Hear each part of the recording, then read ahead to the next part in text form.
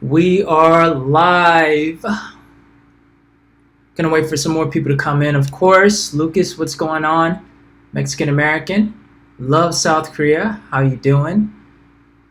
Lie, 안녕하세요. Okay. Let me know if you guys can hear me okay. I tried to hook up a different microphone to this stream, but it didn't really work the way I wanted it to. So I think this was coming from the laptop. But let me know if you guys can hear me. To me, what's going on? Yeah, I'm actually using my DSLR for this stream, so I figured out a way to get like the highest possible quality, but it does cost money. But yeah, glad you appreciate the quality. What's going on, man? The Panda Bear. We've got 16 people watching. How's everyone doing? Can you guys hear me? Sounds good. Awesome. Black, which is like a Korean wheat tea. So I'm going to be drinking that throughout the stream. Got to stay healthy. Thank you, Tiffany. So it looks like everyone can hear me. Tino Tenda. How's it going? Yo, it's a little hot in here.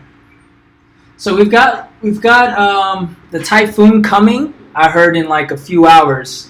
So I'm gonna be staying inside most of the day, but unfortunately I have to go out later tonight because I gotta work and shoot an event, and I'll tell you guys about that in a bit. Ali Moon, what's going on? What's going on? We got 21 people watching. I'm glad you guys are joining the stream. I just wanted to chill with you guys today. It's been a long time since I connected with you guys via live stream. I realized it's actually been half a year because the last live stream I did on YouTube was literally when I first moved to Seoul, which was over half a year ago now. And no, actually it's been 6 months, almost exactly. So anyways, you know, it's my intent to stay connected with you guys, but things got really, really hectic and crazy in a good way, and I want to tell you guys all about that as well. Yeah, it is raining in Seoul. Actually, it's a little drizzly here. I live in the Hongdae area, and I'm looking out the window right now. It's very cloudy, but it looks really nice. And actually, this cloud is providing really nice soft light. So it's making the stream look good, but it might get a little darker as the stream progresses. I don't know. So we'll see. So real quick, where is everybody from? Give a quick shout out to your city or wherever you're watching from, wherever you're streaming from. Of course, I'm in Seoul. We've got a couple of people in Korea. We've got Yangju in the house. Of course, we got Seoul in the house. Where you guys from?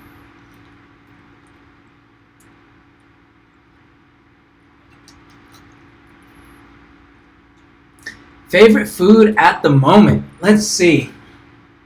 Well, my favorite food of all time, if I had to choose, would be samgyeopsal, which is pork belly, usually barbecued or on the grill. It can also be pan fried, so that's usually my favorite food. But at the moment, I've been eating a lot of jjajangmyeon, which is like a Koreanized black bean noodles. It's supposed to be Chinese food. I don't know how Chinese that is, but I've been eating that a lot. It's not necessarily like my all-time favorite food, but it's just cheap and easy and quick. And I always get it delivered to my apartment. So I actually had that last night. So that's what I've been eating lately. It's not really that good. Good for me, that is. Hawaii, in the house. Nebraska. Michael from North Carolina.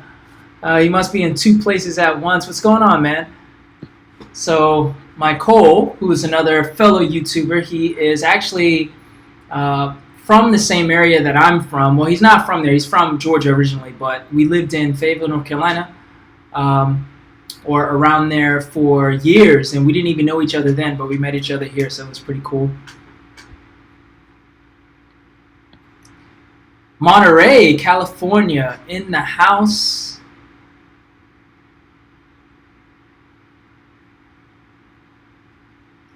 Dallas, Texas. Tiffany, you're in Daegu.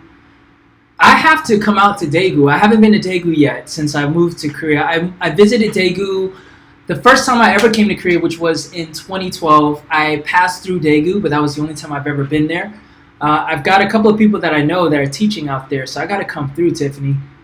Maybe you can show me around. I know there's a nice little community out there. Let's see, Colorado. Waigugan Way, you're in Colorado, but we'll be in Seoul on Monday. So you're just going to be missing the typhoon, fortunately. Michigan in the house. Emily, you're from New York. Nice.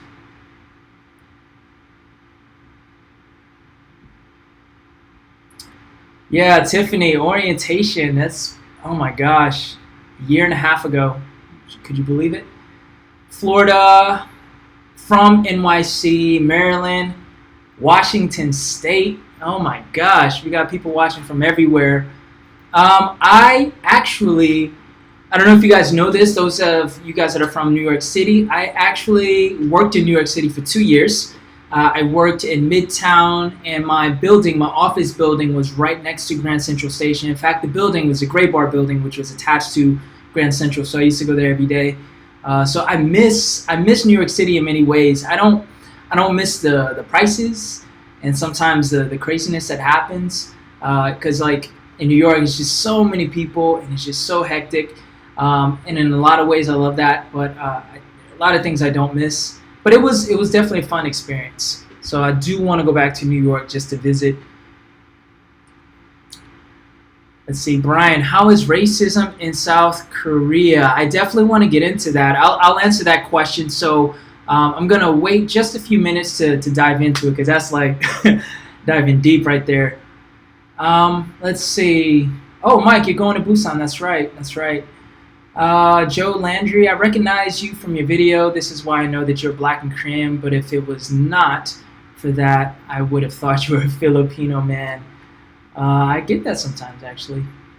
I don't think I look Filipino, but I can see where I might be able to pass depending on my hair. But yeah.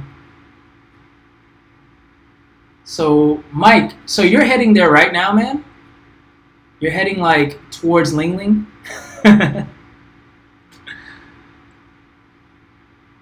Levi, what's going on? What's going on? Brian, I got you, man.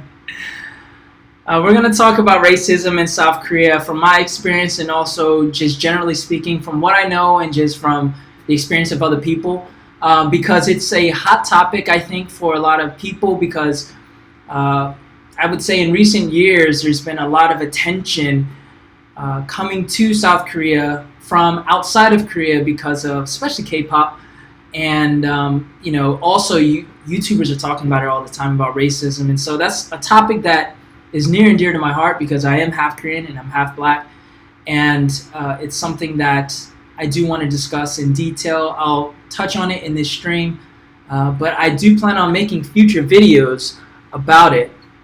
But Brian, I got you, man. I got you.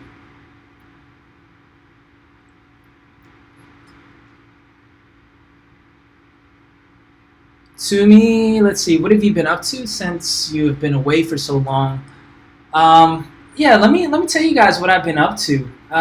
Mostly good stuff. Well, actually, it's all good. I've been extremely busy, and forgive me as well as I'm like looking back and forth, because I've got the screen right here, so I know I'll be switching back and forth between the camera and the screen. But oh man, where do I start? Let's see. I'll have to start from when I first came to Seoul. Skylar, you are very welcome in regards to the advice. Let's see, from Connecticut.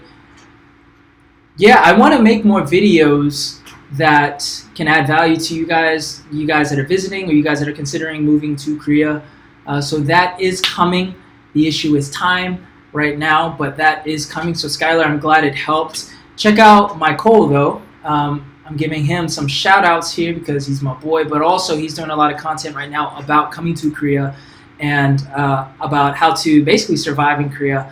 So it's very valuable stuff. So check him out while you are in the stream. Actually, not right now. Like, stay in the stream, but check them out after the stream. All right, so what have I been up to? So as you guys know, most of you guys know, I moved to Seoul in February of this year. My teaching contract in Daejeon finished in February, and a couple of months prior to that, I had decided that I was going to come to Seoul to become a freelancer. And basically, I felt like Seoul was a better option for me in terms of the opportunities with what I wanted to do. And the end goal was always to get to Seoul as quickly as possible, even though I started out in Daejeon. And so when I first moved here, got settled in, and I immediately began to freelance primarily through English tutoring, so having private clients because I have the proper visa to do that, and also picking up freelance gigs with video work and radio. So I currently still do the same two radio stations I started out with in February. That's Arirang and also TBS EFM, and so they're both English or geared towards an English audience. And so I started out with all of those things, and I've been doing that for months and months, and also focusing on the YouTube channel throughout that time. And then recently, I actually got a new job, and so I decided to go back into working full-time because I got an opportunity presented to me, and I'll talk a little bit more about that in a few minutes as well. But I got a pretty cool opportunity to work for a marketing and branding company here in Korea. It's a pretty established company, and I came on as a videographer / creative director, photographer, whatever you want to call it. And so that's where I've been the past, 5-6 weeks. And it's been so crazy because on top of that, I've still been maintaining my radio work and also my freelance video work, and trying to continue up with the YouTube channel. So it's been a challenge, as you can imagine. So I'll talk a little bit more about my schedule and break that down for you guys. So that's what I've been doing. I know the uploads have not been super consistent in the past few months, and it's not because I'm getting tired or getting bored with the channel. It's literally because of time. So I'll talk a little bit more about that. Let's see. How's your dating life? Have any significant other?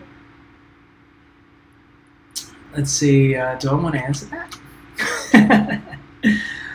I will neither confirm or deny, but I think by just me saying that, you can assume what you want. Maybe I'll talk a little bit more about that in a bit. How long will you stay in Korea, and will you do a fan meeting in the future? The answer to the first question, well, the answer to the second question is yes. I will do a fan or subscriber meeting in the future. Would love to do that. No plans in the immediate future, but hopefully, maybe before the end the year is up, and then if that doesn't happen, then sometime next year for sure. I do plan on staying in Korea for the long term. What that means, I don't know. I don't know exactly where life is going to take me in terms of what I want to do, but I do want Korea to be my home base regardless. I don't have any future plans of returning to the States, at least not in the foreseeable future. I do want to either stay here or just kind of be more fluid and mobile and just kind of plant myself wherever I want to go. But definitely, I do plan on staying in Korea for a long time. Jay, have you ever tried budae spam stew in Korea? And what do I think about it? Yeah, I did actually a couple of times. I tried it in the States at different Korean restaurants, but I've had it a couple of times here as well. As a matter of fact, I had it 2 weeks ago. I think it's pretty good. To me, it's kind of like kimchi jjigae, but with a bunch of extra stuff. And so sometimes you'll find interesting things like pork and beans in it. You'll have tofu, and of course you have like ramen in it. So I like it. It's probably not that good for me, but Carmen, what's up? How you doing? Let's see. Thanks to China and Mexico contracts, American prices are high in America. Yeah, for sure. You know, that's another thing about Korea is the cost of living compared to when I was in America is so low. And I live in the most expensive part of Korea, but for me it's a lot better than when I was living in New Jersey, working in New York City.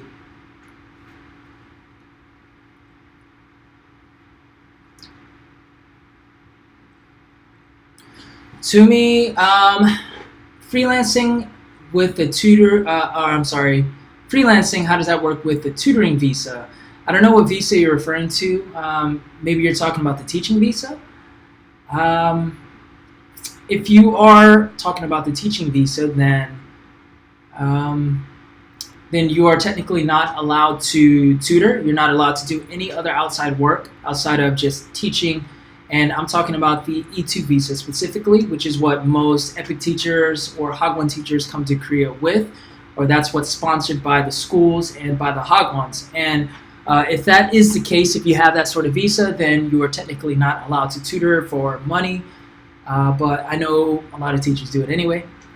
And my type of visa is actually, it's getting a little dark. My type of visa is the F4 visa, so it allows me to pretty much take on any job here in Korea. So my visa is a little different and more flexible.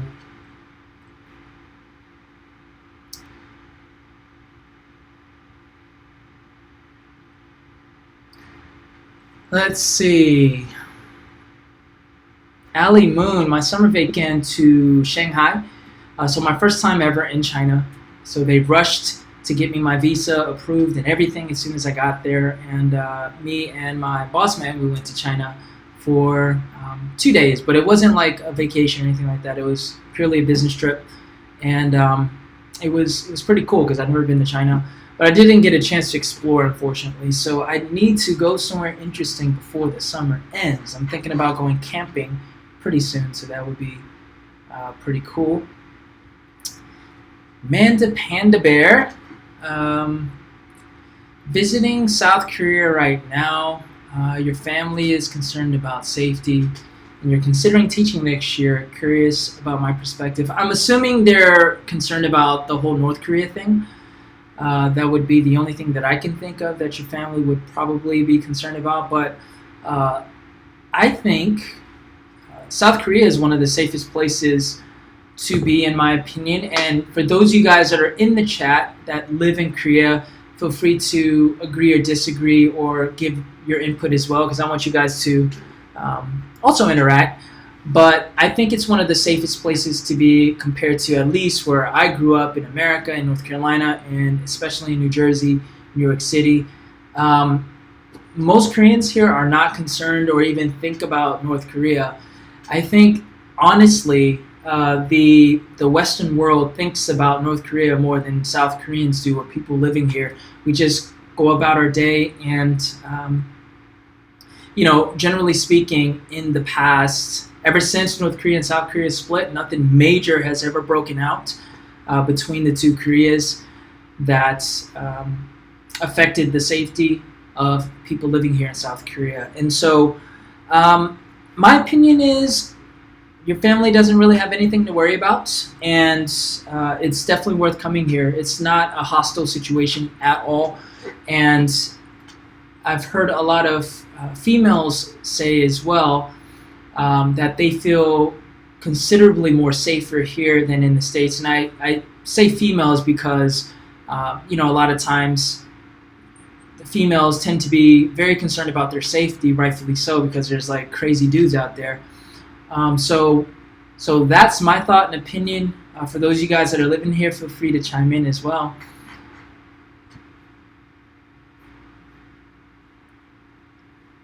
Yeah, so Black Korea, safest place I've lived. Black Korea, where are you from, by the way? You're from the States, correct? If I remember correctly.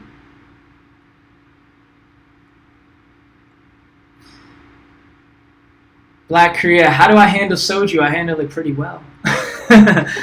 Although I had one moment where kind of kicked my butt, but I handle it pretty well. Soju is pretty light per shot, so you just gotta make sure you can keep up with how many you're taking down. So I handled it pretty well though. Got some more people in the chat. Sincerely, Becky. Hello.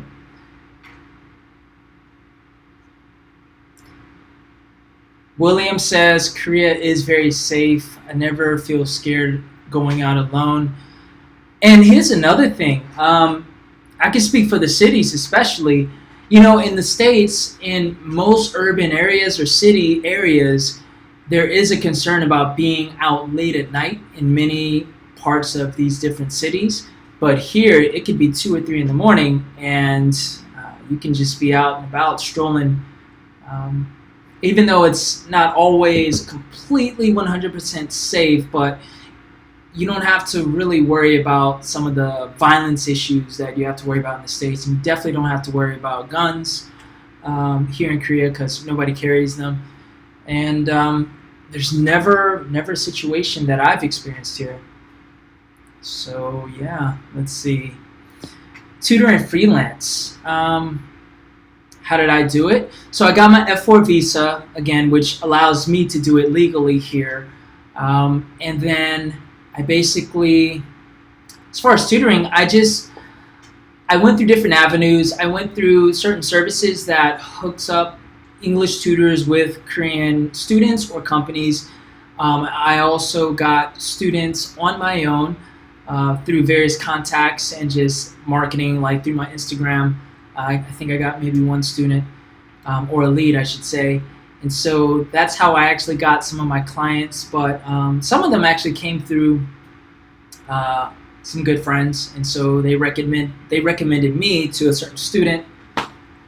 And I had some pretty cool students. I guess my most significant one was, for a couple of months, I tutored the CEO of Papa John's Korea. And so he's the head guy at Papa John's here in Korea, and I tutored him one-on-one. Real cool dude, 6-year-old guy. You know, Papa John's isn't the only thing he actually does. He's a true businessman and entrepreneur at heart, so he does other things. So that was my most, I guess, my best experience, I should say, because every time I would talk to him, and we would have 2-hour sessions every time we met, I just learned so much just from his way of thinking. So that was pretty cool.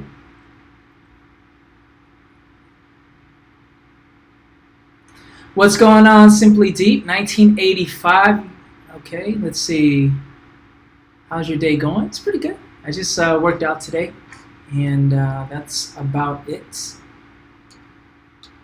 What was interesting food you tried in China? Levi, you're trying to get me to spill the beans, huh? I tried. Let's see. I only had, I think, 2 legit meals in China because I had dinner. No, I had lunch, dinner, breakfast, and that's it. So the dinner was really good because we had these big, I think they were like prawns or like crawfish type things, but it was really good. And I'm not a big seafood eater, but that was really good. We had a couple of different dishes of like marinated huge crawfish type of things. I don't even know what it was, but that was pretty good. So I'm glad I tried that. Medina, hello.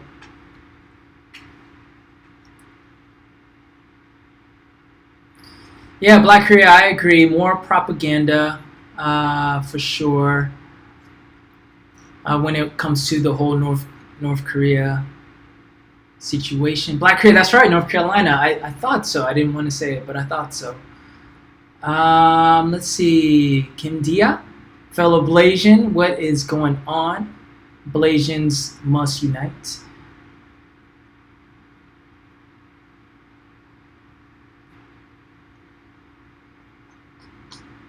I feel like I was in the middle of answering another question and I just totally forgot what it was.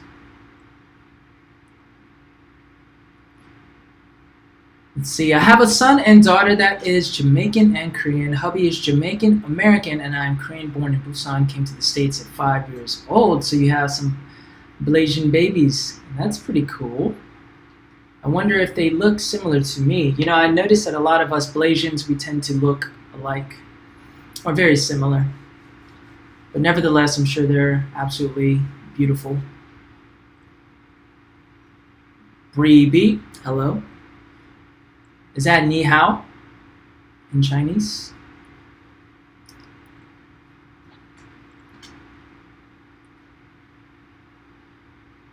Lauren, you're going to study abroad in Korea in the spring. That's pretty cool. Where are you going to study? And what are you going to study?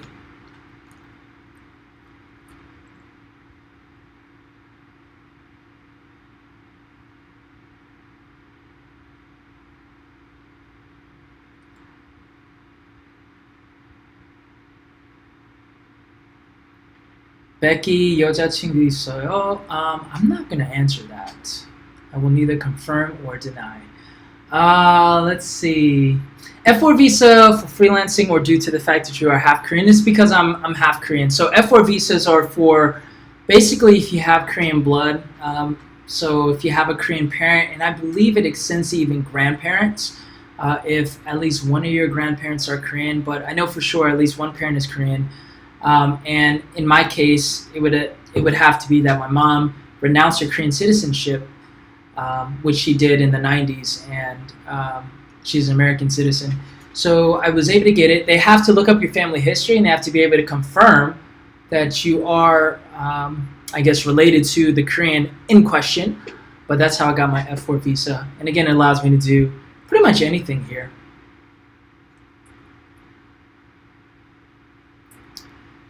Medina, is all of your family in North Korea?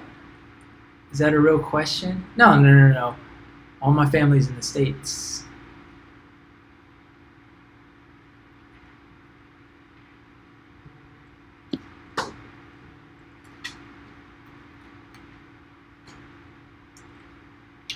You know, I should have some background music or something. Let's see. This is a good question. And then I'm going to answer the question about racism soon, I guess. My question is, do people stare at mixed families in Korea today? I don't know for sure because I don't have a mixed family. I'm just a single man living here in Korea. And most Koreans who live in Korea probably don't even know I'm half Korean. For me, I don't really get stared at a lot. That might be because, one, I'm in a big city, and two, Seoul is getting used to seeing more and more foreigners, and especially the areas that I go to, or the area that I live in at least, there are a lot of foreigners, and so I don't get stared at, or I don't notice at least a lot. Older people tend to stare a little bit more, but I'm okay with that. It doesn't bother me. I would imagine that mixed families probably still do get stared at. You know, when my mom visited in November, we were in Busan, and I remember the couple of times that we were riding on the train, we would get stared at because people were trying to figure out what the relation was between me and my mom.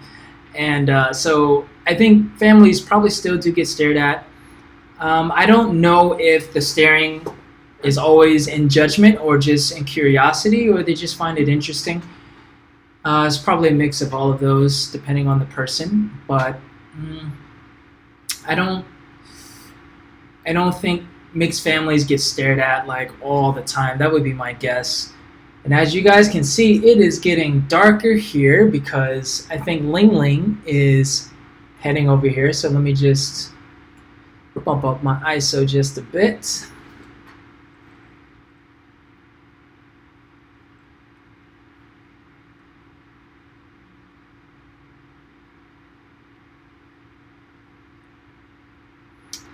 Oh, that's perfect. Yeah, Black Korea, that's perfect.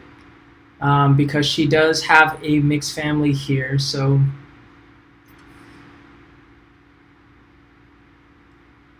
Busan business at PNU. I was there this summer and I knew I had to come back. I think you're going to enjoy your time. That's pretty cool. And you're going to be near the beach, so that's another awesome thing. Donna, how you doing? From Dallas. Susie Q, you look like you've lost weight. No, I actually gained a few pounds, to be honest. Ever since I came back from North Carolina, I did a quick visit about 6 weeks ago, and I ate a lot while I was there, so I'm still bouncing back from that. But no, I haven't lost weight. Am I still teaching? No, I'm not teaching anymore. So I'm working full time, and then I'm also freelancing outside of that, and I'm still doing radio.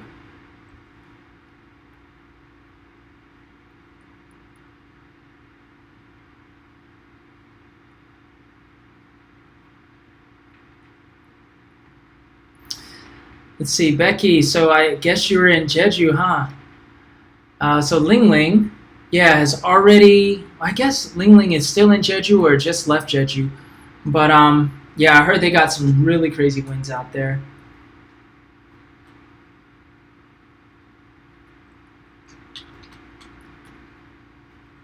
Tiffany, my family. I think my mom would like to see me back. Cool.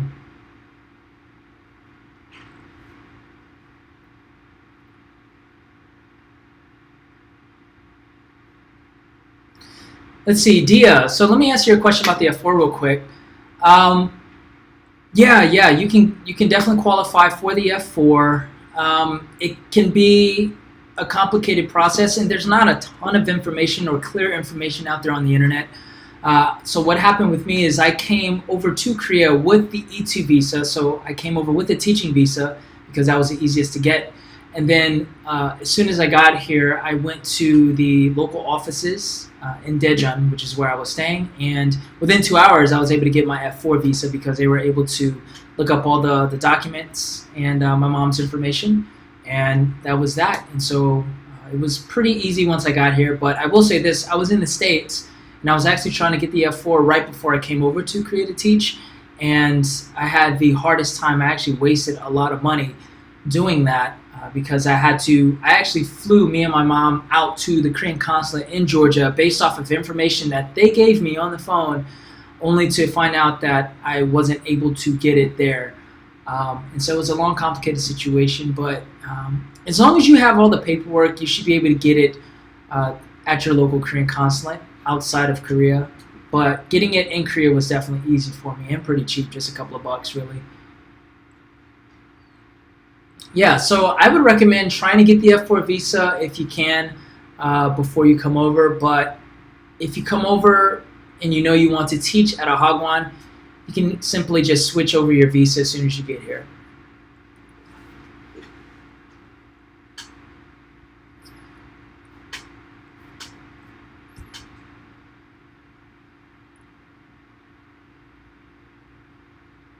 What's a food craving that I've had recently? Um, Pancakes. There are not a lot of pancakes here in Korea. Like the Western style breakfast that we had in the States that was common is not common here. And I'm okay with that because I usually just like I'll eat some bread or maybe a smoothie for breakfast. But I've been craving some pancakes. And there is a pancake place near where I live, but it's super expensive. And it's not really worth the price in terms of the quality of the pancakes. It's good, don't get me wrong. But it's good to just satisfy my cravings here and there. So I've been craving that for sure.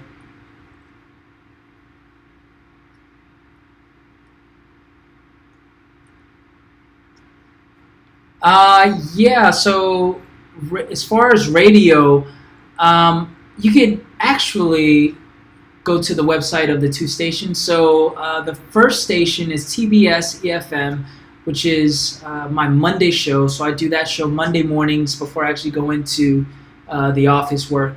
So I do that my segment is at 8:30. So I'm a guest spot every Monday, and my segment is called Seoul Insa. So basically, it's just different insights on topics in Seoul that's relevant, and you can find that on the website. I think it's tbsefm.com or TBS. You can just Google it, and it'll pull up. And so again, my show is well, I guess the name of the actual morning show is This Morning with Alex Jensen. So he is the host of the show. And my second station is Arirang, which has a YouTube channel, also a website, so you can check it out on either of those platforms. And we actually record that via video and live stream that. And it also goes out on the airwaves. And so that's Wednesdays. My guest spot corner is at 10 a.m. And so Arirang TV, I'll type that actually.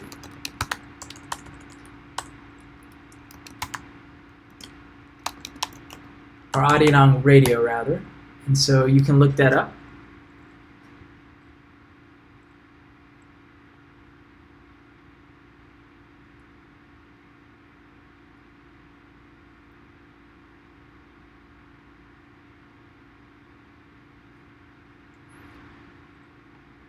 Yeah, it was difficult working with the consulates. Where are you, or where's your consulate? Where's your consulate located? Because even though I lived in my address was technically North Carolina because of my family's address, because I moved from New Jersey back to North Carolina prior to moving here.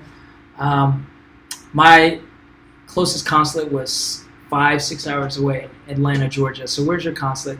Yeah, my consulate was not very helpful on the phone. It's really difficult. Do I watch Korean TV? I used to a little bit. I don't anymore because my main, I guess, entertainment medium or my TV is YouTube. I just watch YouTube videos mostly, sometimes Netflix, but I don't even have a TV right now. But I enjoy some Korean TV. I think Korean TV is very fun, but I don't watch it, not at the moment. Black Korea, thank you so much. I'm actually going to be letting go of the TBS radio gig in a few weeks. So at the end of September, I'll be done with TBS. But Arirang is definitely something that I'm going to keep going with. Arirang is very fun as well. So make sure you tune into that. That one's more lighthearted. The topics are more so Korean culture and K-pop. So that one's definitely fun.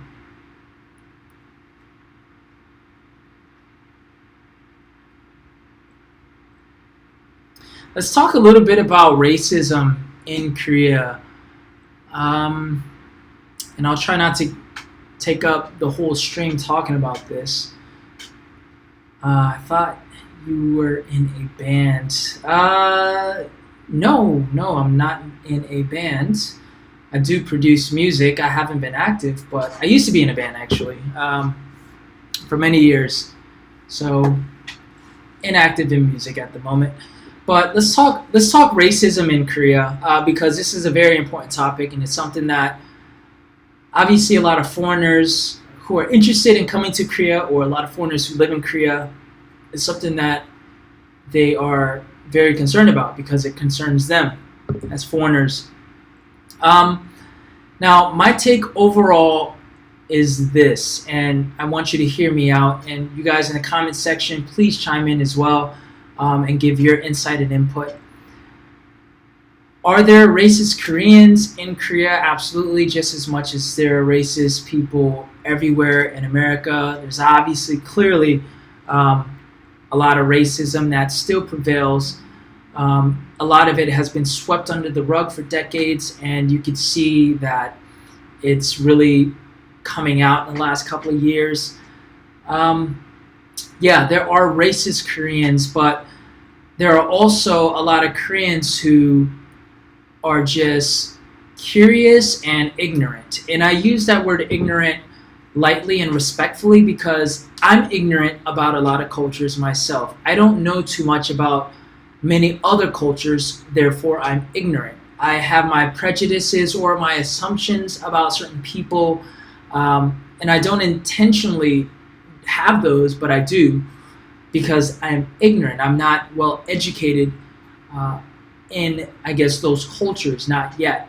So I use that term ignorant in that way.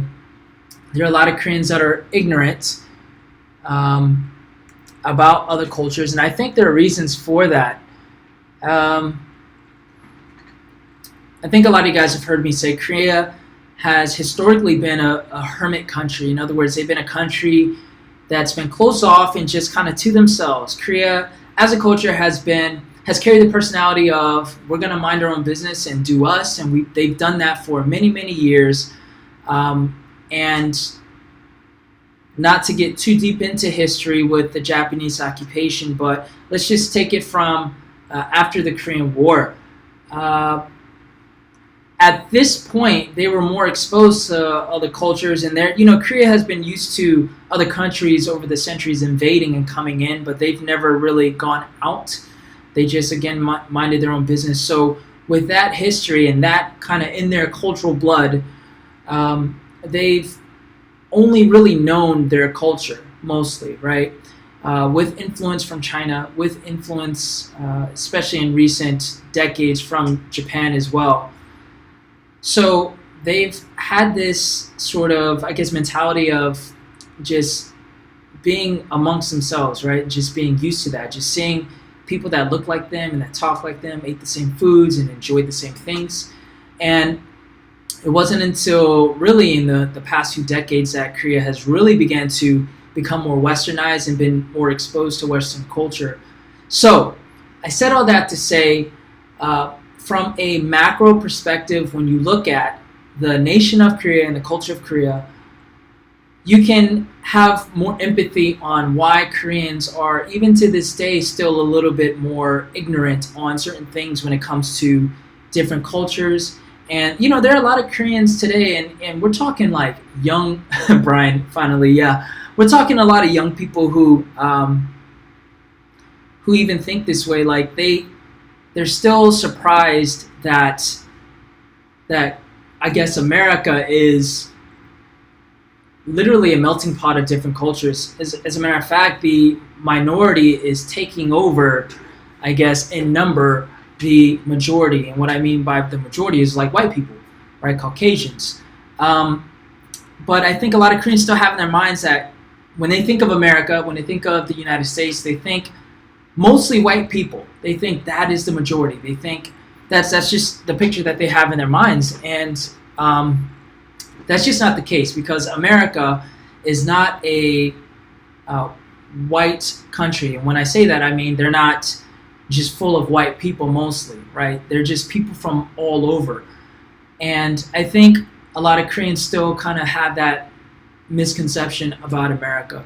So I think Korea is still just getting used to being more exposed to different cultures. And now with more foreigners coming to live in Korea, I think I heard a statistic recently that though it may not sound like a lot, foreigners now make up about 3% of the population in Korea.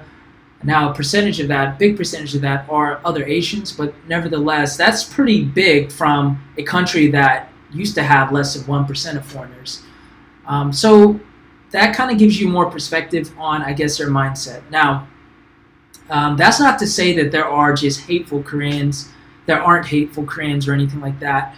There are, but I tend to look at it I try to look at it from a macro cultural perspective, and I think a lot of people misinterpret how Koreans view other races as racism.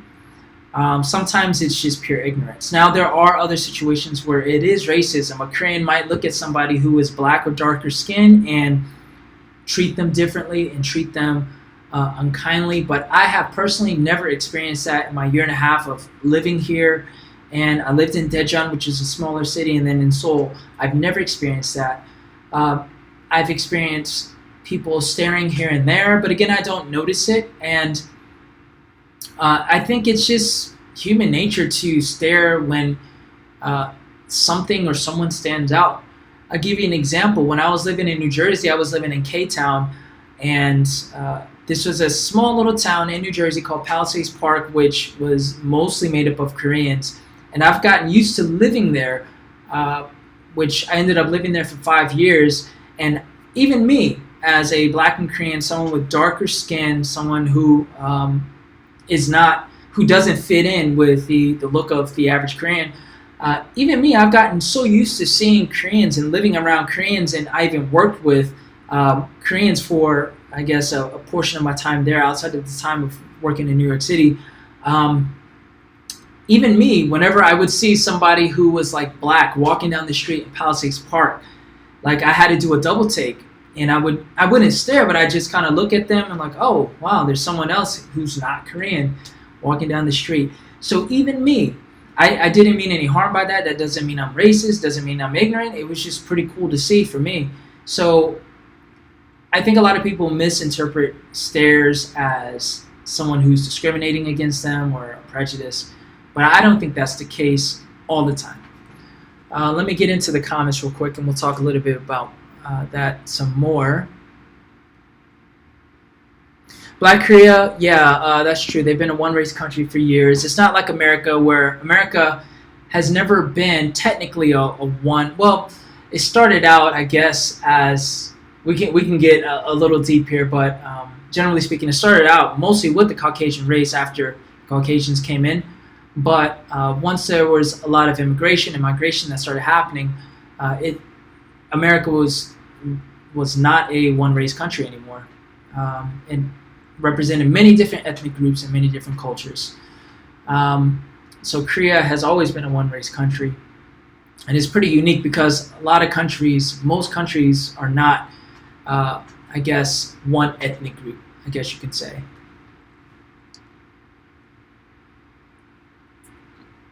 So what do you guys think? What do you guys think that have either lived in Korea, or you are living in Korea, or you're even outside of Korea? What is your take on racism in Korea? I'd love to hear what you guys think and how you guys feel. And I'm not saying that I got it completely right. This is just something that I'm learning and something that I'm exploring on a deeper level. But I try to come from a neutral place and from an objective place, and not get too caught up in the emotions of it. Weigugen Wei says, I think the racism I felt in Korea, I was able to overcome due to speaking some Korean and being respectful of the culture. I've never felt that way in the States, especially now. That is a very good point. I think a lot of foreigners, no matter what race you are, the moment you are able to break down the language barrier and you're able to speak Korean to most Koreans, even older Koreans, you can literally see in that moment, well, not literally, but you could see that wall of separation or that distance or that awkward, just, feeling of, oh, this person is not connecting with me. You can see that come down with the Korean, especially like the older ones. And I see this with cab drivers all the time because I take cabs here quite consistently. Once I start speaking Korean to them, and most of the cab drivers here are like older, like 50s and above. Some of them, they don't speak, but others, they get really curious and they begin to just dialogue with me.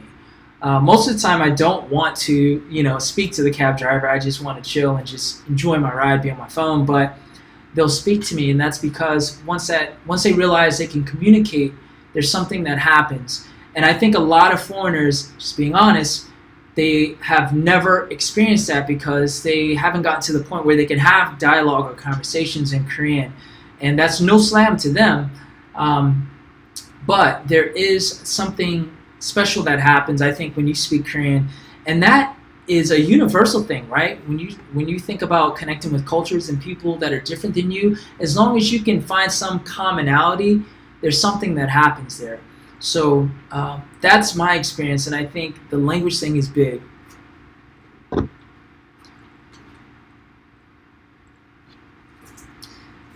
Jackie, what's going on? Good to see you. I'm doing very well.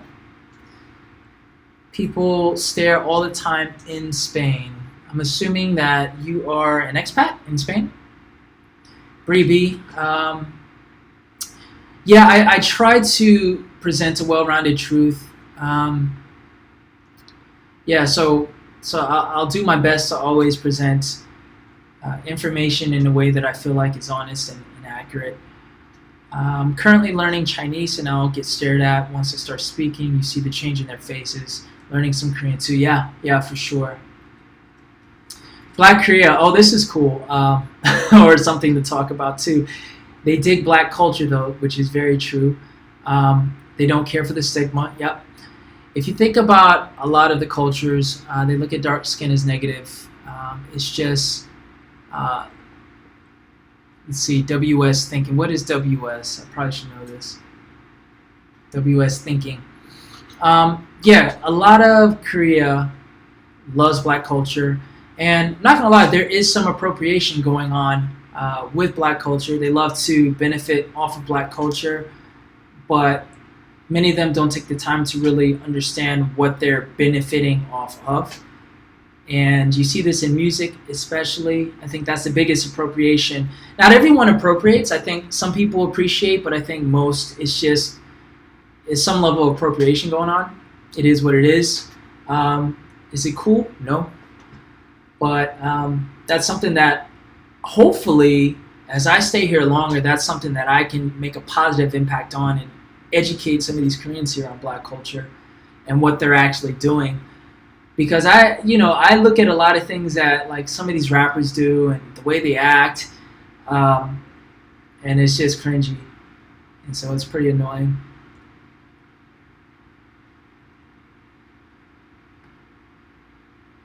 I agree. Yeah, everyone does have a different story, and there's no right or wrong way when it comes to racism in the Korean American culture as well.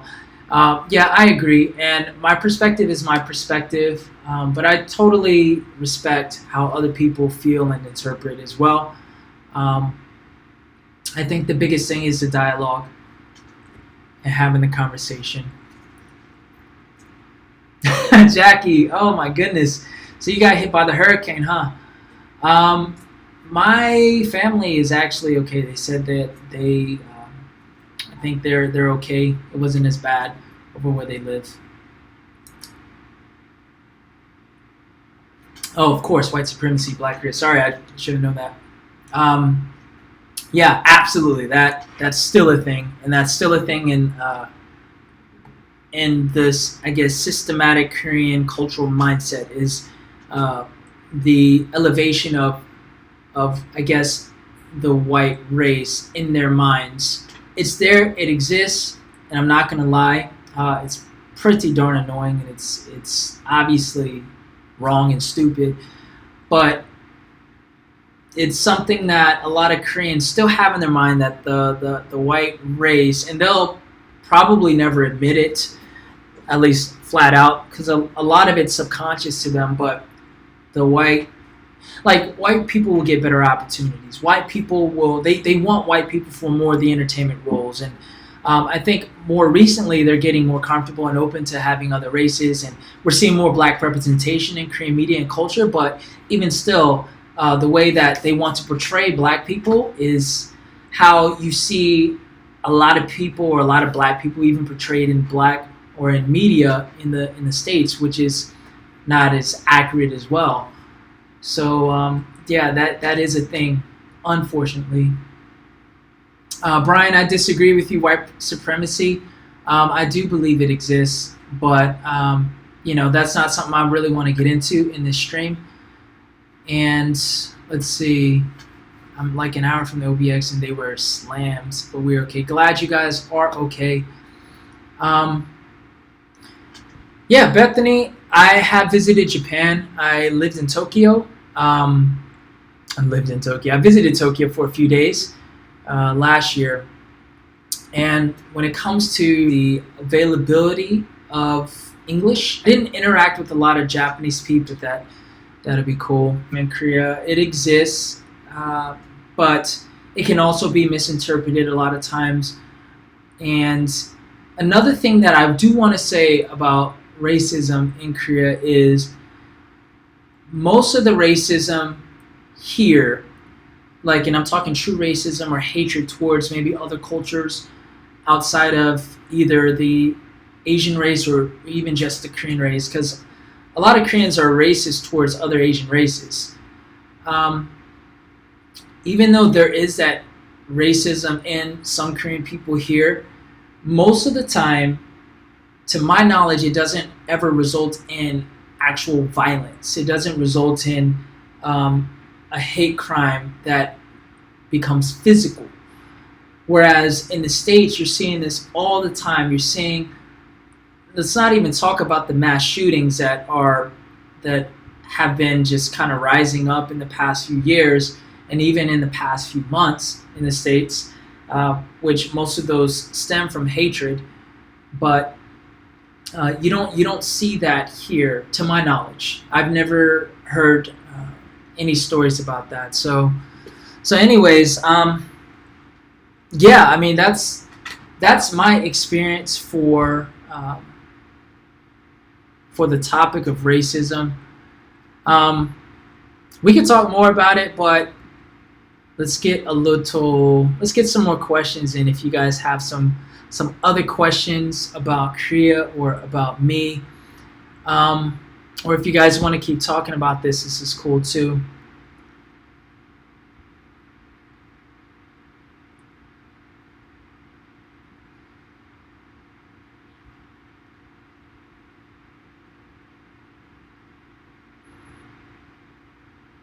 Jackie says, I want to visit my uncle in Japan. He is stationed there. He is enjoying himself, and he does say they stare at him mostly, from what he has told me. Yeah, so there's probably stairs there too. But I think there's a much higher concentration of foreigners in Japan, from my understanding. So I think they're more used to seeing foreigners just kind of living in and among them, versus here in Korea, where the foreigner population are usually in pockets here in Seoul, or throughout Korea. Like when I lived in Daejeon, though there were a good handful of foreigners, there weren't a whole lot of foreigners in most of the areas in Daejeon. So I've noticed that difference between Daejeon and Seoul.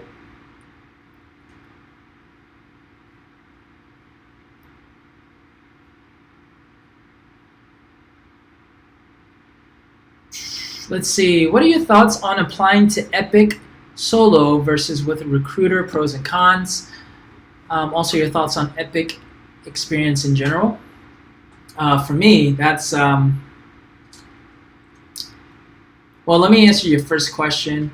My thoughts on applying to Epic is I went through a recruiter, and the reason why I did that was because I felt like, one, it was free. It was no cost to me to go through a recruiter. So I felt like if I found a good recruiter, then it would only benefit me, because when you go through a recruiter, the benefits are you get to leverage their time, their experience, and also, in a sense, their connections. But it isn't like you really have a one-up when you apply through a recruiter, but they know people, because a lot of these recruiters have been doing it for years, so they have contacts within Epic, so they can give you more inside information, whether they're supposed to or not.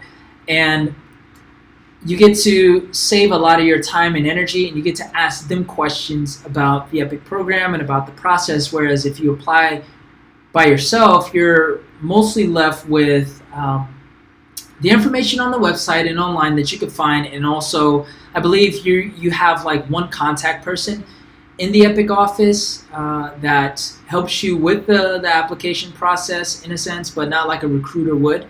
And the thing is, the difference is, at least from what I've heard, is when you go through Epic by yourself, you're assigned I guess a coordinator or one person that kind of handles your account.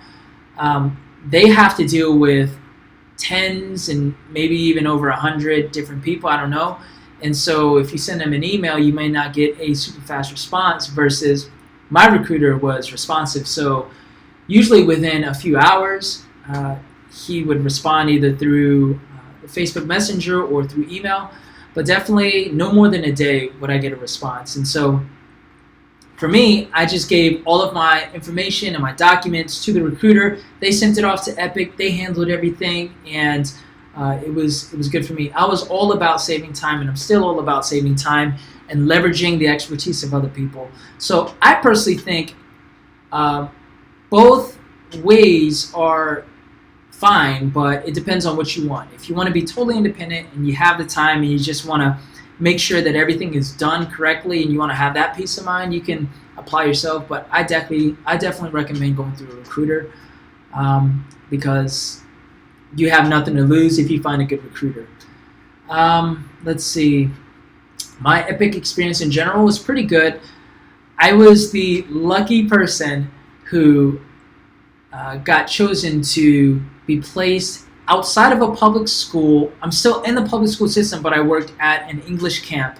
And so a lot of you guys are aware, but I worked at an English camp where we taught kids 1 week at a time from various public schools in Daejeon.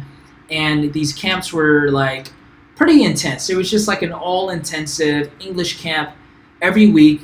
And it was just far different from a public school. More hours were required. We worked overtime during the weeks that we had camp. And so, not gonna lie, when I first found out I was placed at the camp, I was not happy, and I tried to get it changed, but I couldn't because it was too late. So I just had to suck it up, and it was actually a pretty good experience overall. If I could go back and go to a public school, choose to go to a public school, I would have done that. But I was the one teacher out of the, I think, 39 to 40 Daejeon new intakes that got chosen to be placed at that one institution. I think there's only one or two like that in the EPIC program in all of Korea. So lucky me. So it was pretty challenging because of the time. I was out of the house by 7:30, or I'm sorry, by 7:50 to catch the bus to drive all the way over there, 40-minute commute.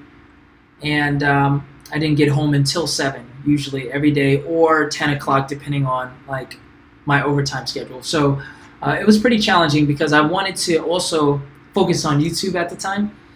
And yeah, so my experience overall was pretty good, though I wish I would have been placed at a public school. So yeah, that's that. But go through a recruiter. The recruiter I went through is Korean Horizons. And so they have a website. The guy, I think it's a one-man, he's like one recruiter, but he is so good at what he does. And so his name is Alistair. So if you happen to go through him, let him know that I sent you, and I think he'll be happy.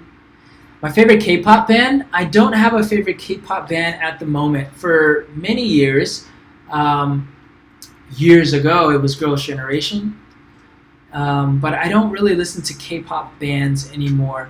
But when I do, it's usually girl bands. I don't really get into guy bands that much.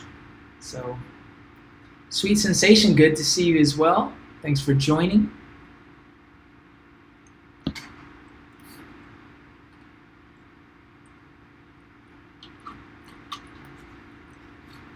Let's see, I have a question for you. I know this is a little personal, but is Becky your girlfriend? You guys have great chemistry together. We do have great chemistry together. I will neither confirm or deny that. So, do they have Uber and Lyft there? I haven't seen any Uber or Lyfts, but there might be. I don't know, to be completely honest with you. But I agree with Black Korea. Yeah, cabs are too cheap for Uber and Lyft. Very cheap. Actually, I literally was in a cab for 3 hours because of heavy rain and traffic one time, driving from Yongjin to Seoul. And the reason why it took so long was because the traffic was crazy. And so the way the meter works is it counts the distance and also the time that you're in the cab. And so that's pretty much how they calculate the fares. And so I ended up paying like 70,000 won.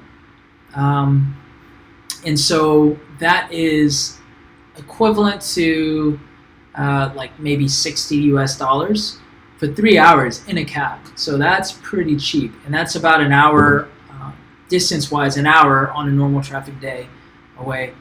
Jackie, yes, I did get paid overtime, fortunately. But yeah, and it was good overtime. But still, you know, I'd rather get the time to do the other things I really want to do outside of work versus the overtime pay. So, but it was good. Some people like that system. Like actually, the other two teachers that I worked with, English teachers that I worked with, they both chose to go there, whereas I didn't have a choice. I was just placed there, and they've been there for years. And as a matter of fact, I think one guy's been there for maybe 4 years, or this is his 4th year. So some people really enjoy it.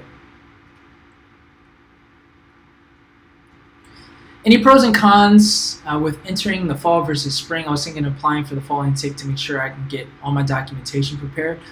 I don't think there's pros and cons necessarily, outside of just the actual like physical conditions maybe. Like if you apply in the fall, I think you're coming in at a good time in terms of like the weather is not too hot. It's starting to cool down. If you come in the fall, or if you come in the winter or spring, I'm sorry, then it's going to be while it's super cold. So it really depends on when you want to come. I think it just depends on the intakes when it comes to Epic, because some intakes they'll have more than enough teachers apply and there's a waiting list, and other intakes there's like not enough teachers that apply. So it really just depends.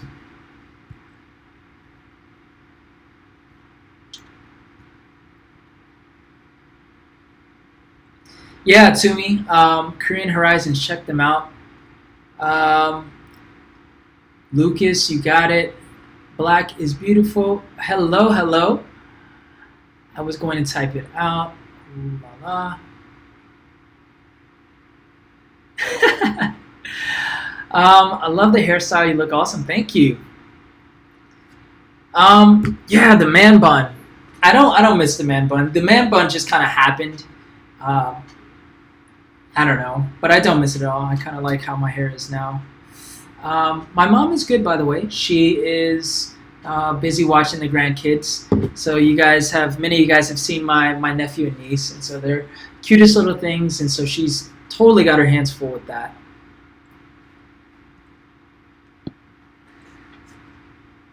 Let's see, will I need vaccinations prior to moving to South Korea, and will I have to take blood work when I get there? You do need to have certain vaccinations, I believe, or maybe one specific vaccination. I can't remember specifically, but you're going to need access to your shot records. And for me, I didn't have to actually take a vaccination because I was good, according to my shot record. But I did need to have blood work taken here. So if you're coming through Epic, at least, you have to take a medical examination. And so that happens during orientation. They'll take your blood work, x-rays, and they'll take your height and weight, and they'll do this, this brief medical examination on you, and you get the results within a few days during Epic orientation. And in most cases, if you're moderately healthy to healthy, you're good. But I think in certain extreme cases, when you have maybe like a certain disease or something, you may not be allowed to either stay in Korea or at least work in the EPIC program. So, there have been stories of people who had to go back to their home country because of the medical results. So, would you ever get an astrology reading? Me, I'm not really interested in that. I don't really get into that. Maybe for fun, I don't know. But yeah, there are like those, I guess, astrology readers here and there that you'll see in Korea. What have I been doing lately? So lately, I've been just working my full-time job. I got a new job at a branding and marketing company. And so basically, we manage a couple of brands, cosmetic brands, mostly marketed in China and sold in China. But we also have few cosmetic brands that we work with here in terms of their branding and marketing. And these are some big names as well that you might be familiar with, but I won't mention those actual names.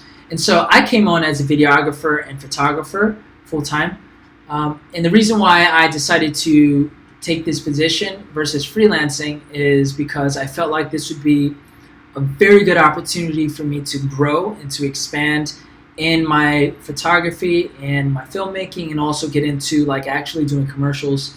And so I think this is a good way to leverage, I guess, my new position in terms of my ultimate goal and where I want to be, and just getting better as a filmmaker, better as a photographer. And in exchange, I had to give up my freedom or flexibility throughout the week. But I don't regret it at all. So I've been doing that. So my Monday through Friday is spent on radio. So basically just working and trying to get some videos up for YouTube. I'm also working on, just to update you guys, I'm working on the series that I mentioned a couple of weeks or months back that I said I was going to be working on. which is the where I'm highlighting different stories of different people who are living in Seoul. I had already started production for that, so I've got 6 people already that I've interviewed, and now I just need to get extra footage of them throughout their day, and just them doing stuff, because it's more of a documentary style series that I'm doing for the channel. So I've been working on that, so it's still in production. Once I finish that, I'm going to begin editing them and then releasing them. So I think it's going to be really good, something that is going to help me step up my, I guess, filmmaking game and add value to you guys. So I've got, I've got one guy who is a black man in Korea, so he's going to tell his story. Another interracial, international couple here in Korea. I've got two Korean adoptees that share their story, so things like that. And I think this is something that a lot of you guys will be interested in.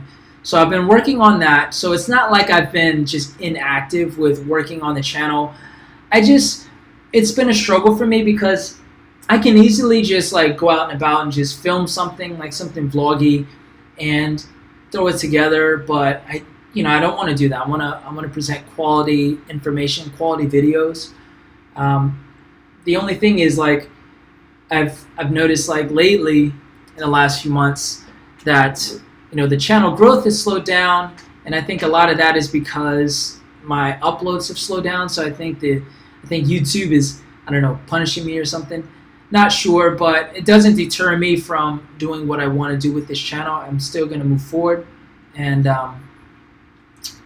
still film and still upload. But that's why the uploads have been slowing down, is because of the full-time job, and I'm literally left with Saturday and Sundays, and then the weeknights, which I spend usually either preparing for one of my radio shows, because I have to do translations, or I'm preparing the script for my other radio show. I am also trying to study Korean, and my weekends I am either shooting or editing a freelance project. So it's just been absolutely crazy. So I'm not the type of guy that likes to make excuses, because I like to really hustle and just make things happen. But I'm at a point where I literally have all this stuff that I want and need to do, and I don't have enough time to do it.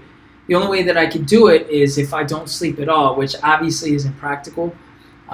So that's kind of what has been going on with me, and also my channel. But I thank you guys for continuing to rock with me and continuing to support. Just to let you guys know, I've got good stuff coming, and the goal is to really up my filmmaking and storytelling game on this channel, not only with my own story, but the stories of others. And so just be a little patient with me, and I think some good stuff will be coming.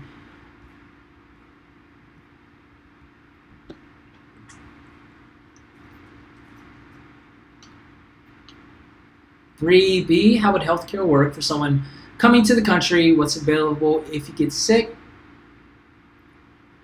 Well, I think it depends. If you're just coming to visit and you're on a tourist visa, obviously you're not covered by the Korean healthcare system, so you would have to just come out of pocket, or have your own private insurance, either through, I guess, your own insurance, if they cover like international travel or whatnot. I'm not too sure what options are there, but if you come over as an English teacher, for example, like through the EPIC program, you will be covered under the national health insurance and healthcare here. So you would pay out of pocket from each paycheck, as well as the schools, and so it's not too expensive compared to what I'm used to in the States. And so that's pretty much that. I mean, a lot of services you can get here, because a lot of tourists come here to get medical work done, whether it's cosmetic or like legit medical stuff, and they just pay out of pocket. And generally speaking, depending on the procedure, it's still pretty good prices.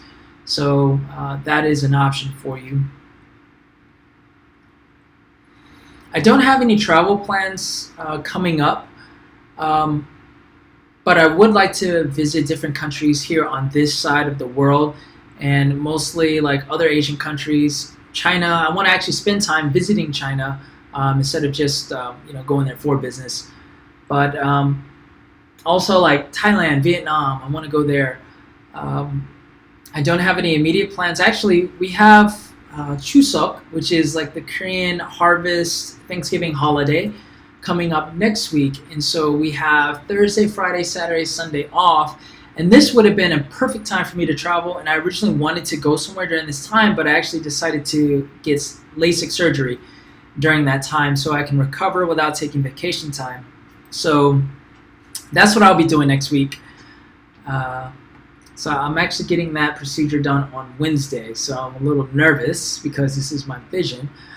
But I don't have any immediate plans. So hopefully in December I can make a trip back to the States for at least a week just to see my family during the holidays. So hopefully I can make that happen. Janet, thank you so much. I really appreciate that you enjoy the channel. Hopefully I can continue to make content that you will find valuable. Selassie, hope I said that correctly. Recently got a camera, Panasonic DC-FZ80, freshman university. What do you suggest to start making money off of your photos and videos? Very cool. I'm not too familiar with Panasonic cameras outside of maybe like the GH5. But let me see. Let me look up that camera. As far as like making money, I suggest that you hustle and you make connections and a couple of different things. One, just start shooting, right? I don't know if you have a reel or I don't know if you have any projects that you've done, but if you don't, just start shooting, and you're probably going to have to do free work at first or sell yourself to get a little bit of money with your projects. But people who are willing to pay you for your work, they want to see what you've already done. So definitely get some sort of reel or something to show what you're capable of doing. For me, I actually got my work really first through YouTube because people were able to see my content on YouTube, and I actually got my first couple of gigs here in Korea based off of YouTube and some of the vlogs that I made and some of the, I guess, the stories that I told through my YouTube channel. And then from there, after getting some of that work, I was able to use the work that I started doing and making money off of as part of my portfolio, if you will. So that's the biggest thing. People need to see what you're capable of doing. And then from there, I think you just need to just hustle and grind. It's not easy because all I seem to do is just work and edit and shoot. But that's just me paying my dues, right, to get to where I want to get to. So that's what I certainly suggest. And focus on networking. Just talk to as many people as possible, and if you can, get a website. I got a website as well where I started posting all of the stuff that I've been doing. So I think that is very helpful to be able to send people there. Bree B, my filmmaking gear is, I use a DSLR as my main camera. It's the Canon 1DX Mark II. It's a big fat DSLR, which is what I'm shooting on right now. And I've got two different lenses. I've got a 24mm, which is sort of a wide angle lens. It's a Canon lens, and then also a 70-200, which is right here. Let me show you. And so those are like, that's my camera body, and then also my my lenses. I actually started the channel out with a Canon G7X, or a little point and shoot, but this is my 70-200, this baby right here. Definitely my favorite lens, even though I don't shoot on it a lot because it's, I think it takes certain situations to be able to shoot on it. But yeah, this bad boy right here is what I love to use. Yeah, I started out with a Canon G7X, and then I quickly, within a few months, upgraded to the camera that I'm shooting on now. Great quality, great slow-mo, and I wanted to go for a cinematic type of look to my videos, and so that's why I decided to invest all that money into this gear.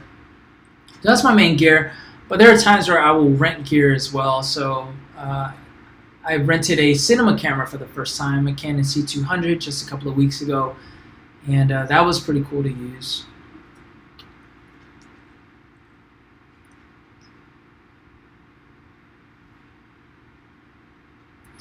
Planning to interview my sister. I do want to interview my sister. She has visited Korea back in 2012, which is the first time that I visited as well. But she has been so busy because she's in residency. She's, I think, in her third year or coming up on her third year of residency. And so she's literally working 12 to 24-hour shifts every time I go to visit. So it's really tough, and she's tired, and she has a family. So one day I'm definitely going to interview her. I think she would be very, very articulate, and that would be very interesting. Studying Korean is a challenge, especially if you're coming from the English language as your main language. I have a little bit of an advantage, being that I'm used to Korean and hearing Korean. My mom's Korean, but my Korean still isn't all that great. But me working at a Korean office now, I have to like level up. Like I have to read all the emails and stuff. It's like so difficult. Like I get so many emails every day. My boss is like, you got to make sure you read all your emails. And so, man, but that'll help you level up real quick. It's business stuff.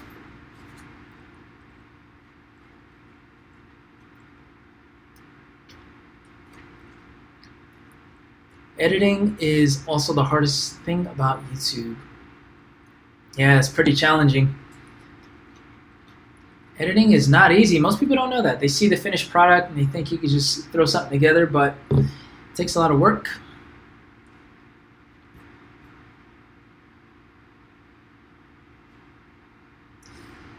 Sweet Sensation says, have you met more half Koreans since being there? Has your Korean gotten better when communicating with people here?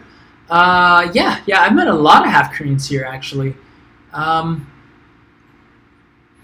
There are way more than I actually initially thought. At least more half Koreans that I actually met just in passing than I thought. A lot of half Koreans are actually in the entertainment industry here. They're doing different things, whether they're on TV or on radio. As a matter of fact, I work with a half Korean on my Arirang radio show. So Peter Bent, shout outs to Peter. He's half Korean as well. But yeah, they seem to be everywhere, spread throughout Seoul and spread throughout Korea here. And my Korean has gotten better. I mean, I make myself speak Korean. Why not? I'm in Korea. So it's definitely gotten a lot better. And I've learned a lot even without trying. So I think me just making myself speak Korean, even though in many situations I can resort to English and people can understand here, but I try not to do that. What area of Korea do you teach in? I currently don't teach anymore, but I live in Seoul. I taught in Daejeon for a year last year. And how do I study Korean with limited time? Any suggestions?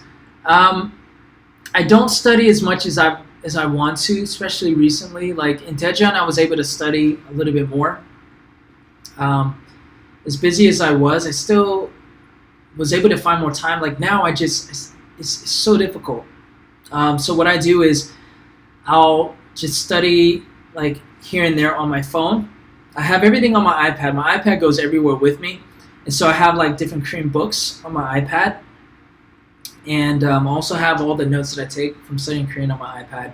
So whenever I get a few minutes, I can just like look at those, which is very helpful. And then like looking up YouTube channels. Talk to Me Korean is a big resource on YouTube. And they have like bite-sized videos and different Korean lessons that are like anywhere from like 1 minute to a couple of minutes to 10 minutes. And so if I'm on the subway or if I'm in the taxi, I can simply just watch a video. And so that's pretty much what I do now. I'd love to have an hour or two dedicated every day to just sitting down to study. And I'm going to try to make that happen. Because I realize I'm just way too busy. More busier than I feel like I want to be. So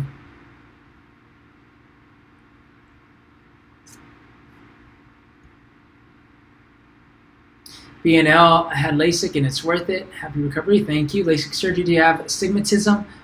I pray things go well and that you have a speedy recovery. Thank you guys so much. I actually just found out, and I think I recently developed very slight astigmatism in one of my eyes, but I'm nearsighted, very nearsighted. I wear contacts, and so my left eye is -8, my right eye is -7. So if you know anything about those numbers and nearsightedness, you know that that's pretty bad. So I'm not getting the LASIK, I'm getting the LASEK, LASEK. So I think it's just a different way of correcting the vision. So with LASIK, they create a flap and then they correct the vision through the laser. With LASEK, I think they take off a top layer of something and then they correct the vision, and then that top layer can actually grow back and heal.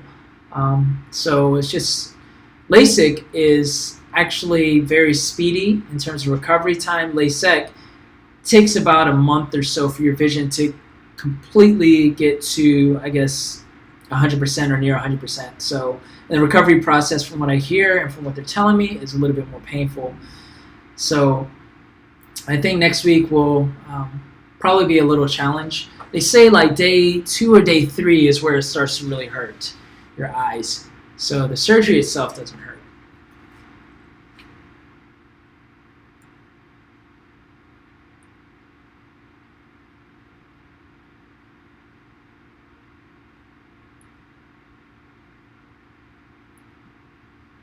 Let's see, what kind of camera do you suggest for beginners, both vlogging and photography? Well, the camera I started out with was the Canon G7X Mark II.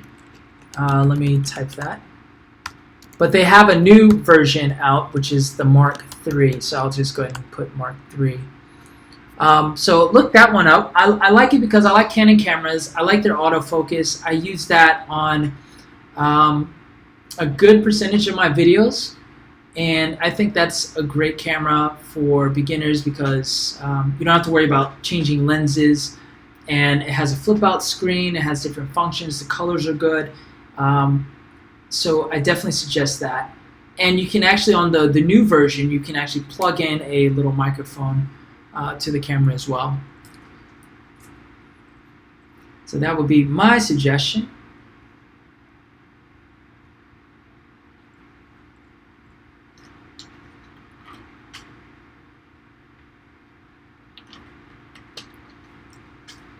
Yes, I can understand Hangul, which is the Korean alphabet system. It's a pretty easy system to learn. I think most foreigners or non-Korean speakers who learn Hangul, they can learn it within anywhere from a few days to a few weeks. I mean, it's a pretty easy system to learn. Now, understanding what you're reading is another story. But yeah, Jackie, my Korean is coming along. But again, I wish it was, I wish I could spend more time like focused studying. But I do get a lot of practice in because I have to speak Korean throughout the day. So it's coming along okay, I guess. What are people's thoughts on piercings and tattoos there? I think the older generations are, they're still a little bit more conservative about tattoos and piercings. And when I say older generations, I'm talking maybe as young as 40s to 40s and above. Not everyone, of course, but I think younger people are a little bit more open, and there are a lot of people with tattoos. A lot of Koreans get tattoos here, but I think a lot of companies are still pretty conservative. They want you to have it covered up, and it could make or break, I guess, certain opportunities with jobs that you can get if they know that you have tattoos. So I think a lot of Koreans are still a little conservative about it, but I think it's a lot more open than before. Like my mom, if she found out I ever got a tattoo, which I don't have any tattoos, I'm not against it, of course, but if she ever found out, she'd be so mad. So.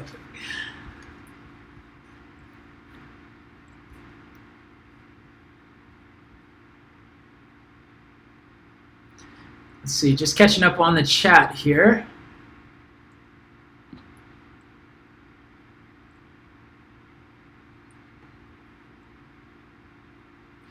What K-pop bands do you like? I'm not into K-pop bands as much.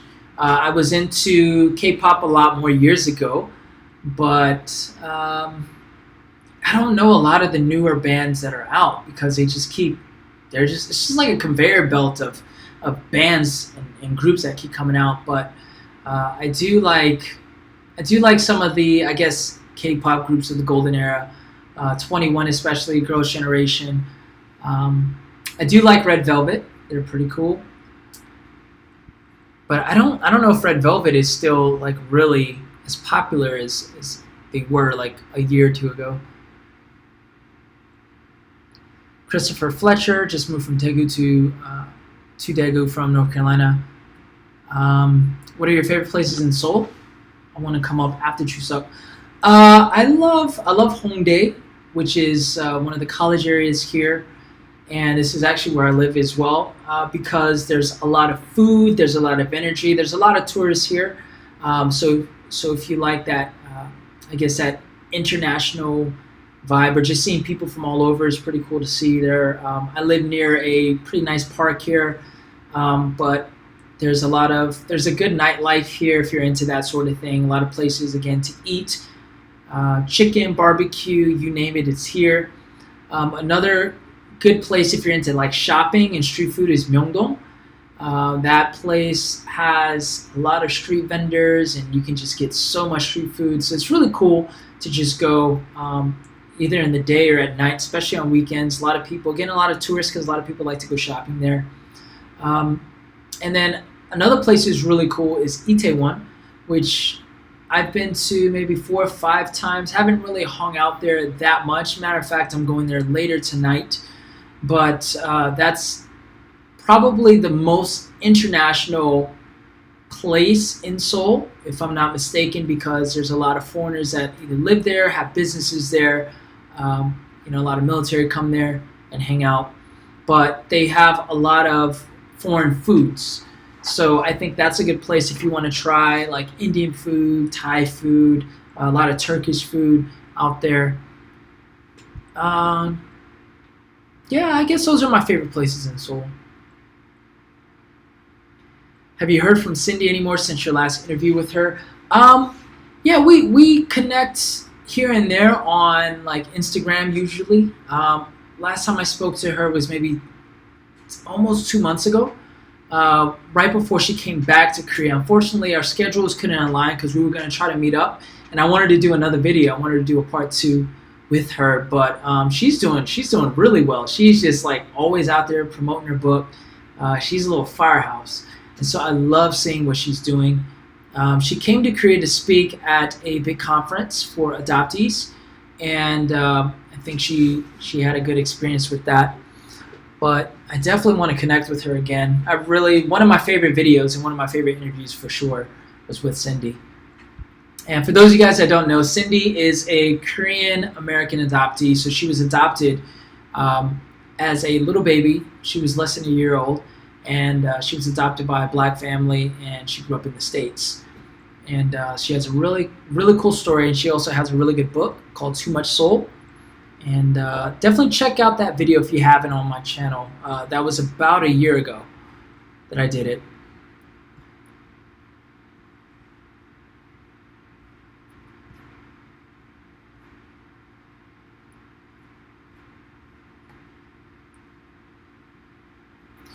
Jackie Ann, what are your thoughts on the Sony Alpha series? So I'm assuming you're talking about the camera bodies, the Sony, like the A7. Before I chose my current camera, my Canon 1DX, I was actually going back and forth between that and at the time the Sony A7 II.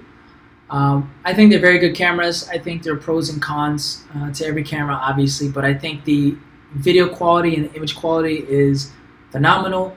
I like how it is small and it's pretty light, and you can fit it on a lot of different stabilizers and gimbals without any problems. So I think it's a great camera. A lot of people that I look up to in terms of filmmaking, they shoot on those cameras. But I just went with mine because I think my camera is very good with film and also photography, which is something that I'm really into now. And Black is Beautiful, you are very welcome. Caroline, hello, hello. Yes, to me, I was surprised the amount of Korean people that have tattoos here. Yeah, I mean, I was actually surprised too when I came here. It's a lot more than I thought.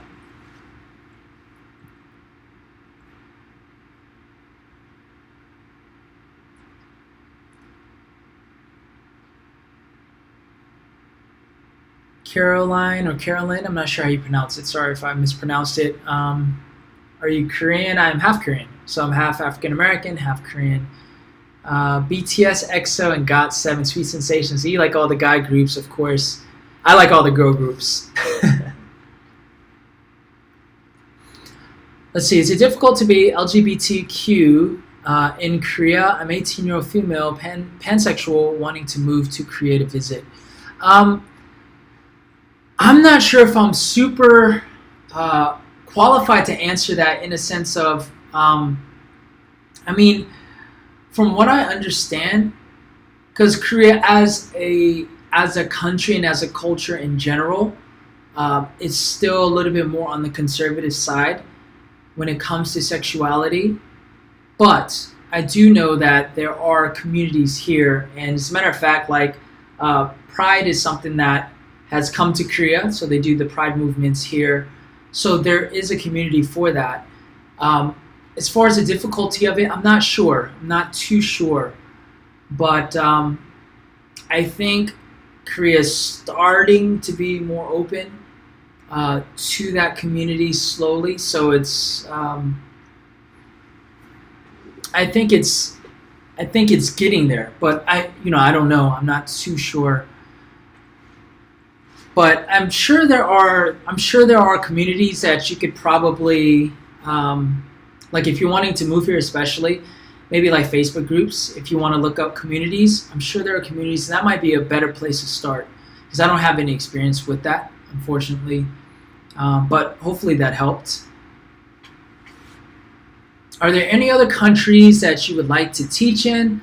No, not in particular. I think teaching in Korea for me, was I guess the only country I wanted to teach in when it came to teaching English. And I plan on staying in Korea for a while, but I don't plan on teaching. I plan on actually getting into more filmmaking, commercials, photography, and getting into like different creative aspects, and also music, and just doing all of those things here.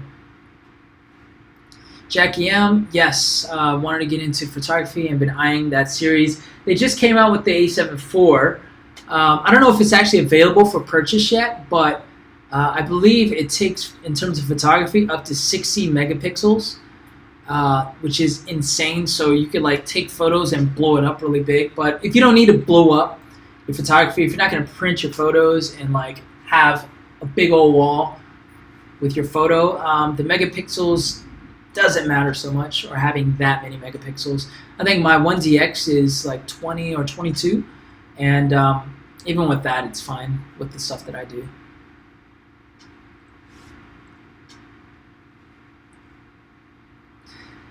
If you go visit another country, will you live stream or post the video? Yeah, definitely.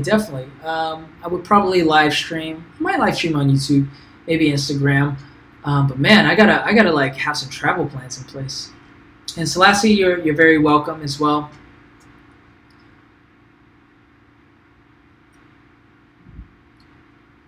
Selassie, I said your name right. Awesome.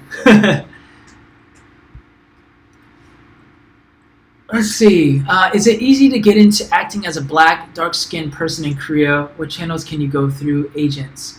I'm not 100% sure in terms of like the channels that you can go through.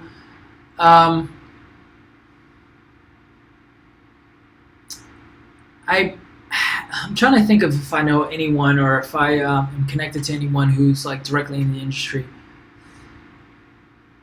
I don't know how easy or how difficult it is for a dark-skinned person in Korea to get into acting, but if that's something that you want to get into, there may be opportunity.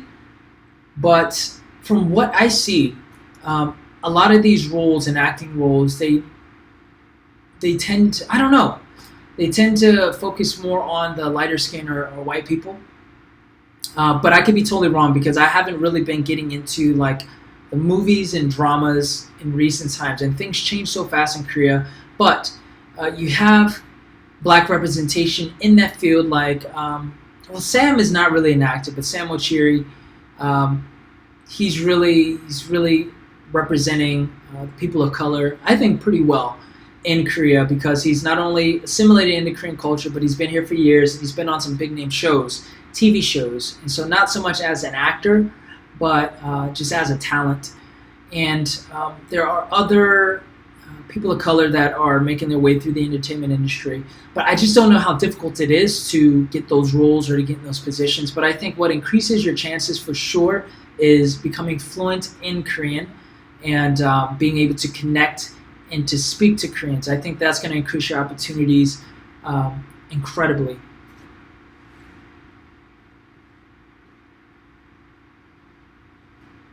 Yeah, a lot of K-pop guys are inspired by R&B or hip-hop music,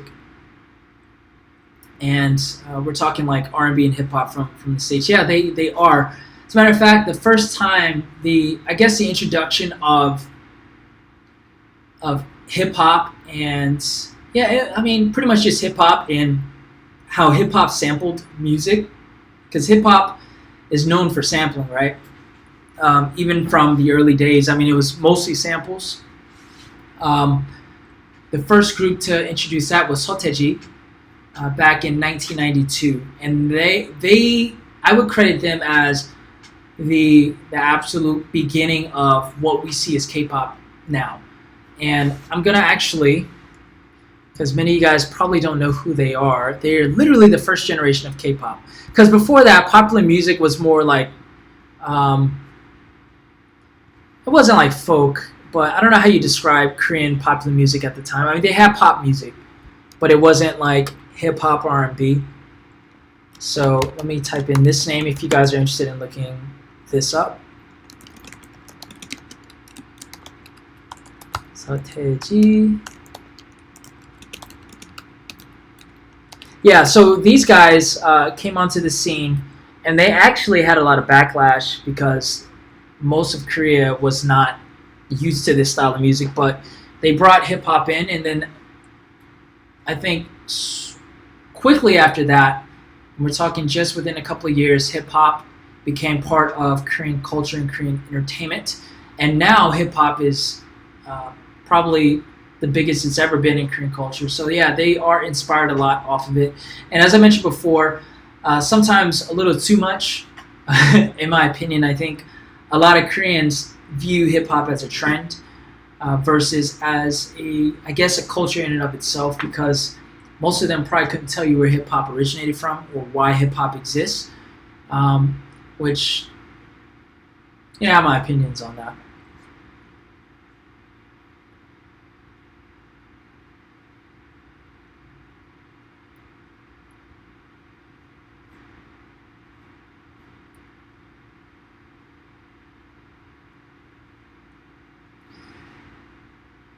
It's going to be painful afterwards. You're going to need some painkillers. It's very uncomfortable the next day. All the best. Yeah, I'm a little nervous about the pain. I think I'm more nervous about the fact that I'm not going to be able to do anything for a couple of days. I'm not going to be able to look at a screen. I'll probably be in so much pain. Or I'll probably have enough pain to want to just keep my eyes closed. So I think I'm just going to be laying around all day. So I think more than the actual physical pain, I think the boredom is what I'm more scared of. BNL. Curious, will you interview Han Hyun-min, Korean and Nigerian young man who is the first black model in Korea? I really want to. I don't think I'm too far off from, like, in terms of connections with getting in contact with him. And of course, me being black and Korean, I think we already have some sort of common ground. But it's just, hopefully I can just cross paths with him, and I wouldn't doubt that would happen sometime in the near future. But of course, rest assured, I'm gonna get him on a video if he's down. Yeah, so he's still pretty young too. I think he's like 19, 18, 19. But he doesn't speak English that well, from my knowledge. So I would have to do it in Korean, which would be cool.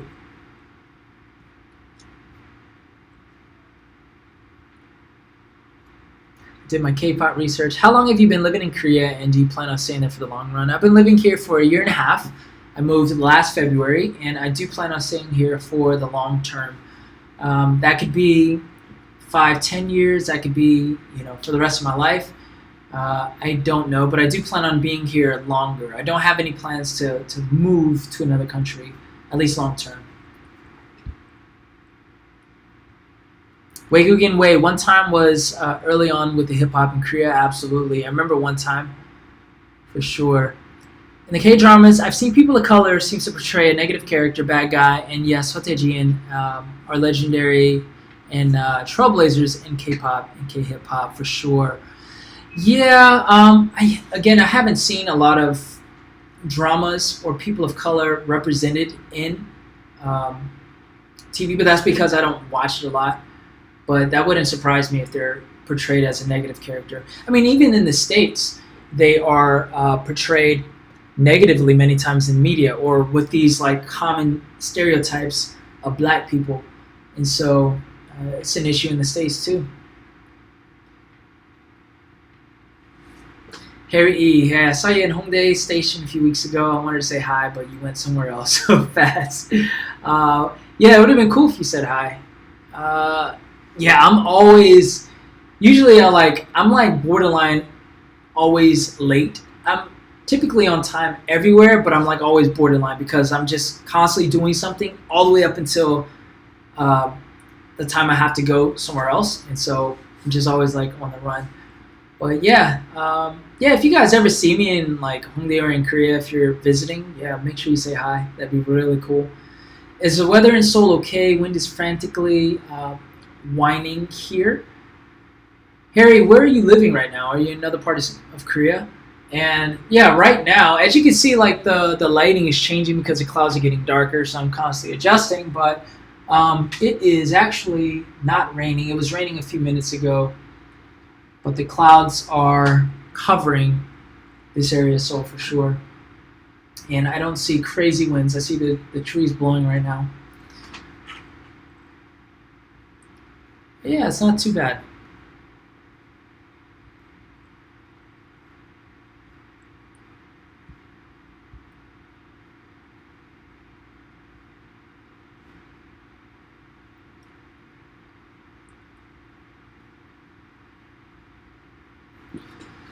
All right. Is there any discrimination in South Korea? Kwanzaa, I did go into a lot of detail earlier in the stream, and I'm assuming you weren't here. Obviously, you would have asked that. But I guess my short answer to that is yes, there is discrimination here in South Korea, and this discrimination in general is like twofold from what I noticed.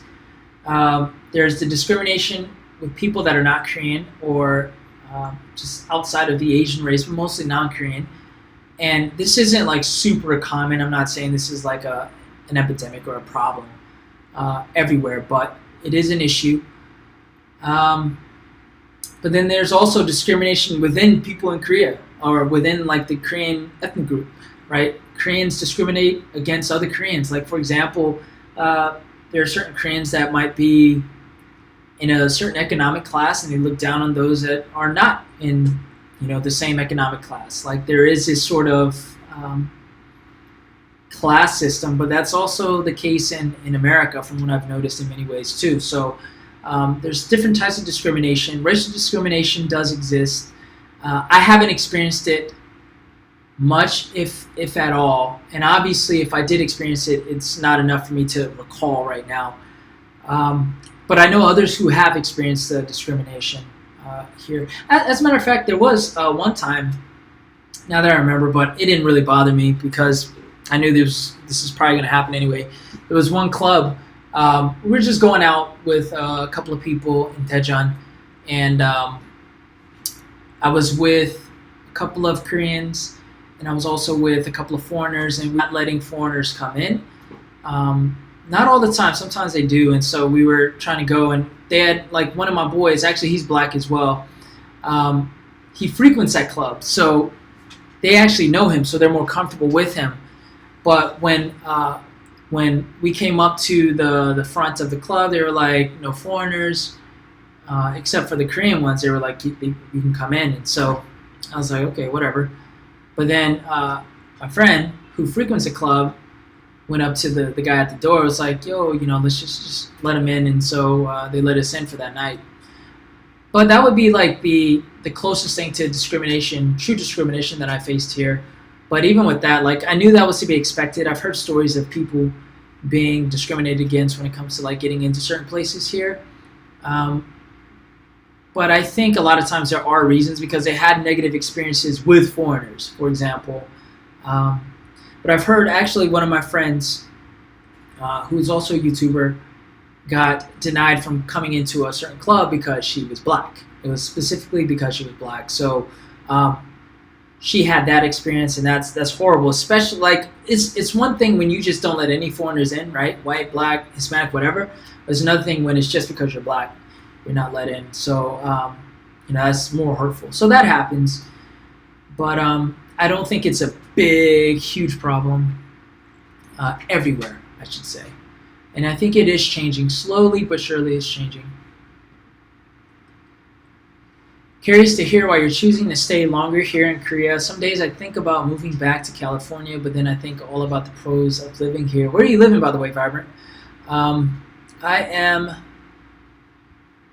choosing to stay here. A couple of reasons. One, I've mentioned this in my videos before, but I've had just this desire to always live in Korea when I was a little kid.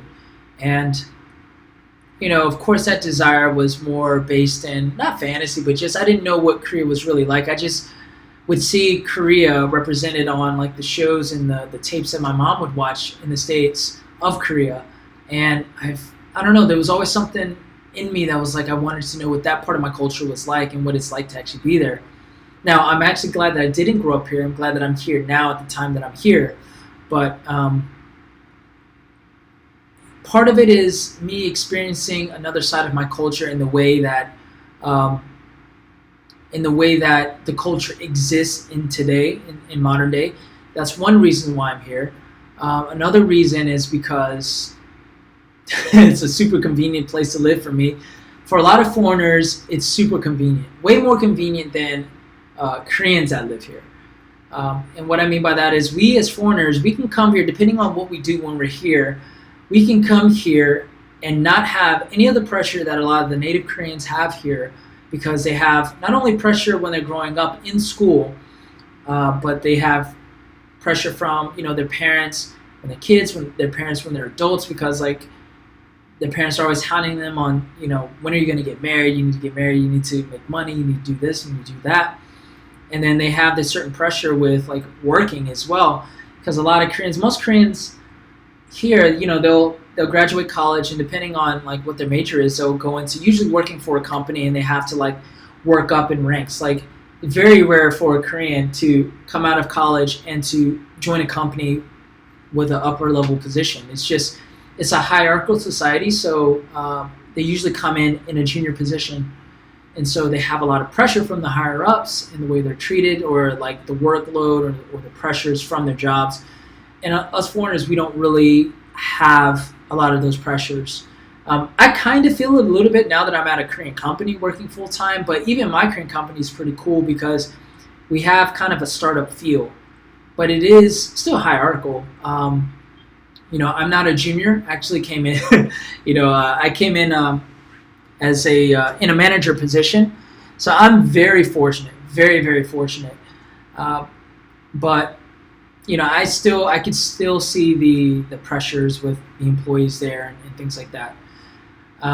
So anyways, for me, I find my life here very convenient compared to the States. Everything I need is in a smaller location. I don't have to drive here. I do miss driving, and I want to start driving here in the near future, but I enjoy not having to worry about car insurance.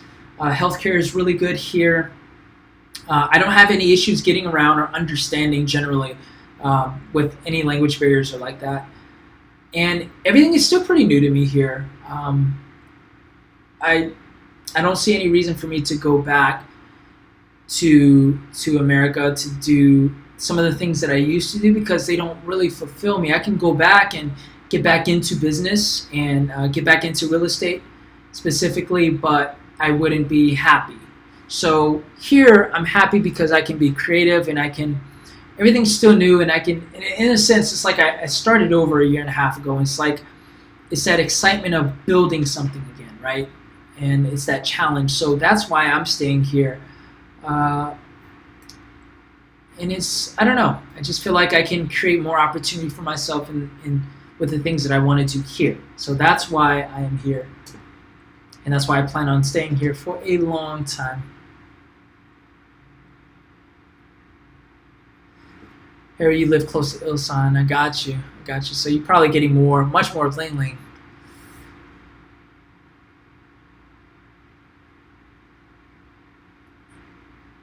Vibrant Journeys. Oh man, you guys live in Jeju, so you guys definitely had a lot of wind and rain. Hopefully you guys are okay. But actually, a close friend of mine she's still in Jeju. She's trying to fly. Her flight was back to Seoul was at I think 8:30 this morning. Of course, it was canceled, so I think she's taking a 5 o'clock flight because of the storm. Harry E. says, South Korea has a very short national history and had developed too rapidly in a short period of time. Many people don't even have the concept of racism because they never had met foreigners except U.S. soldiers. That's very true. I have to agree with you on that. I mean, I know that's a general statement, but I think that's very true. Korea as a nation, the way we know Korea today, has developed literally in a matter of decades.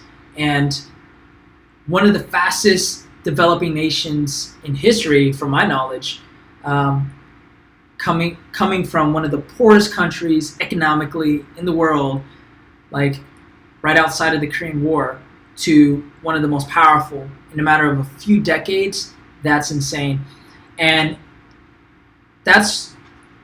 it's really interesting to study and to look at from a macro perspective Korean culture and Korea as a society, because you can really understand, and again, this helps you have empathy with the people here. You can really understand how the generation outside of the Korean War, like my mom's generation, because she was born during the Korean War in Seoul, you can understand how once the Korean War ended and they were rebuilding the country and they began to get influenced more by capitalism and building up Seoul, like all they had in their mind was to build, rebuild, and to work, and become prosperous. And they did that. They accomplished that. And the thing is, they have this mindset, and it's understandable that you got to work and work hard, and you got to, come out on top. And you have to be successful, make sure you have your money and you can provide for your family, because many of these Koreans in that generation did. They worked really hard and they became successful. They started to enjoy the fruits of their labor, but it was through their hard work. Whereas their children was born already into a society that became established and pretty prosperous. And they have to hear and get the pressure from their parents who are used to working, and they built the society up until that point. They have to face those certain pressures from their parents, whereas it's harder for them to probably understand and relate to their parents' generation because they were born into prosperity. They were born into a society that has been established and became what it is today. And so I think you kind of see that, that difference of generational thinking. So it helps you to understand why a lot of the older generation, they're very, very adamant on working and hard work. And that's why a lot of the higher ups and the CEOs and the higher level managements, they don't mind working their employees to death, because in their mind, they're just so used to working. And so I think my camera just cut off. I think I need to change the battery. Hold on one second. Let me change the battery real quick. But yeah, Harry E., I think that's some very good insight, and I do agree with you on that.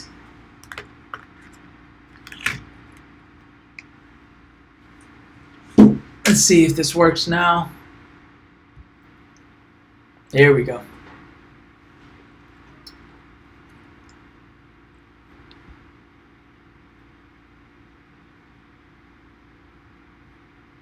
Have you ever considered taking a DNA test? Yeah, I do. I actually want to do a video on that. You know, it's just one of those videos of, oh, I took a DNA test and here are the results. I think it would be just interesting to do.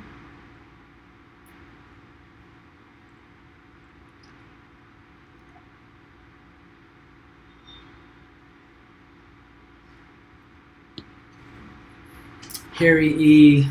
I myself said lots of racist words such as charcoal black when I saw one black person on the road when I was 5. I told my mom the word and she told me it is not right to say that. Yeah, thanks for sharing that, man. Yeah, a lot of times the racism comes from, or racist comments can come from ignorance. And of course you were 5, you didn't know. But you probably never really seen anyone like that as well. So people can change, man. All right, I think I need to get caught up on the comment section. Can anything be done about being discriminated against over there when it comes to public places because of being black? I think there are things that can be done, but I think it can be a challenge as well sometimes. For example, Korea has very strong defamation laws, and so, for example, in America, if I were to be denied because of my race going into some public place, I could make a YouTube video on it, and it can go viral, and I could name this place, or maybe I can't, I don't know, but I'm assuming I can name this place without any like legal repercussions, depending on how I frame the video. If it's not defamation for defamation's sake, versus in Korea, I don't think I can really do that because the defamation laws are on the business's side in that situation. And sometimes, like from what I hear, like in certain situations, cops aren't really super helpful when it comes to maybe certain altercations that might happen. A lot of times the cops will side with the native Koreans instead of the foreigners, even if the foreigners are victims. This is just what I've heard. Never experienced that. But you know, I'm not too sure. I'm sure there are things that could be done, but not sure what to do or how to do it.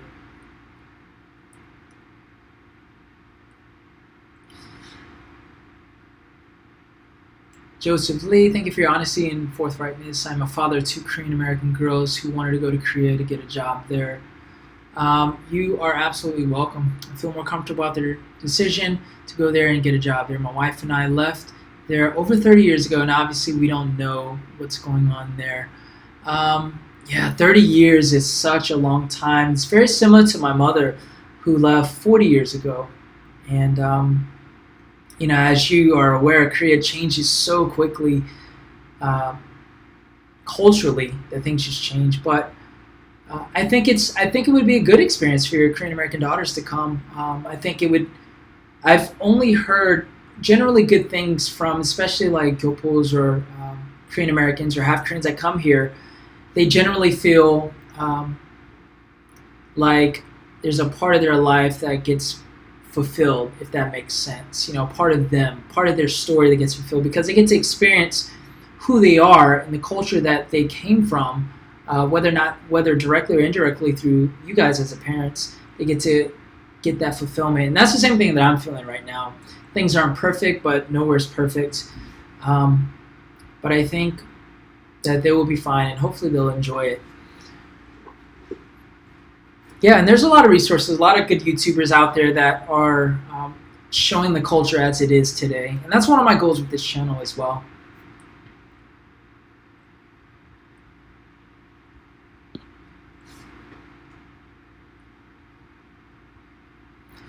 Also, foreigners in Korea have a responsibility to always act accordingly because one bad behavior constitutes the entire expat community. Yeah, it's like one bad apple can spoil the bunch type of thing in the eyes of Koreans. So that, sometimes that can happen. But yeah, sometimes foreigners, I'm not gonna lie, man. Some foreigners are stupid. They do stupid stuff. Not the majority, of course, but that one foreigner can do something to ruin it for everybody. But I guess that's everywhere, I suppose. Good night from NYC. God be with you. Thank you, BNL, Jamarian. Thank you for being on the stream the stream this whole time. Have a good night, and hopefully see you soon. Torrance, what's going on? Long time no see for sure. How tall am I? I am 6 even. And Jackie, I think you need to go to bed too. Thank you guys for joining the stream as well. Hope you guys have a good night. I'm going to wrap it up here in a few minutes. I know there's like 40-some of you guys still watching, still rocking with me on the stream, so thank you. So if you guys have any other questions, feel free to drop them, and I'll answer a couple of more. And then I'm going to go get some lunch. Or actually, I don't know, it's still pretty safe out there. I think Ling Ling is about to hit Seoul. Actually now, around 2 o'clock. It's about 2 o'clock here.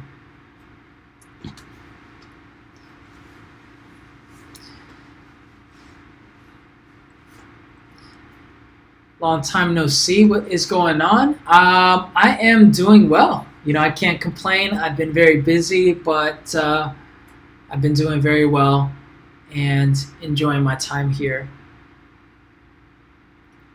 Sweet Sensation. I saw the video the other day on Asian Boss about a half Japanese, half black girl, and she really described how she was bullied. Her mother is Japanese and her dad is black. I actually saw that video. I didn't see the whole thing. I started to watch it and I wanted to finish it. So I know she's a high school girl, right? So I definitely want to watch that video. Asian Boss, they come out with some fire videos, man. I love their approach to telling stories, and they come out with some really, really, really cool stories. A lot of weird stories too, but they try to remain very neutral in their storytelling and very respectful. So I appreciate that. It was cool. I actually met the Asian Boss, the two founders as well, at an event last year. So they're real cool people.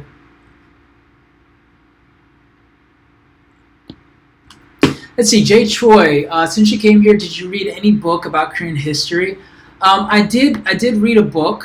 I have it right here actually on my iPad. Just want to make sure I got the title correctly. This is the one book on Korean history that I read, but I definitely want to get into some more. Let's see, where's my Kindle?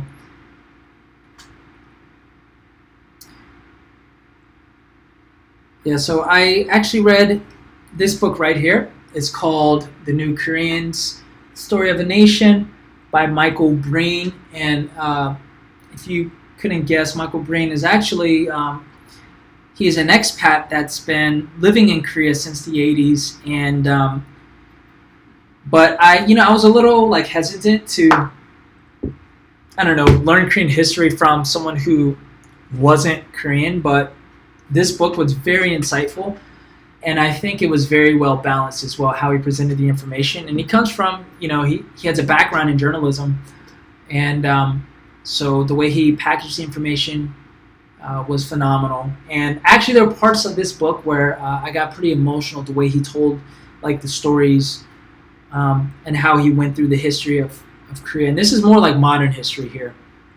So we're talking in the last 100 years. So that's a really good book that I recommend that you guys read. It's a pretty long book, but it's worth it. I've got 3 years into an engineering degree, but want to drop out. Should I come to teach in Korea?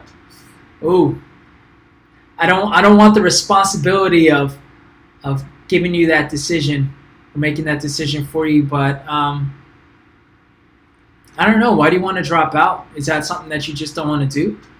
And 3 years in seems like pretty long. You've already accomplished a lot, sounds like, so I would maybe just finish up, and then after you get the degree, if you feel like you should come to teach in Korea, by all means do it. But 3 years is a long time. I think you're pretty deep into it, so I don't know, I'd finish.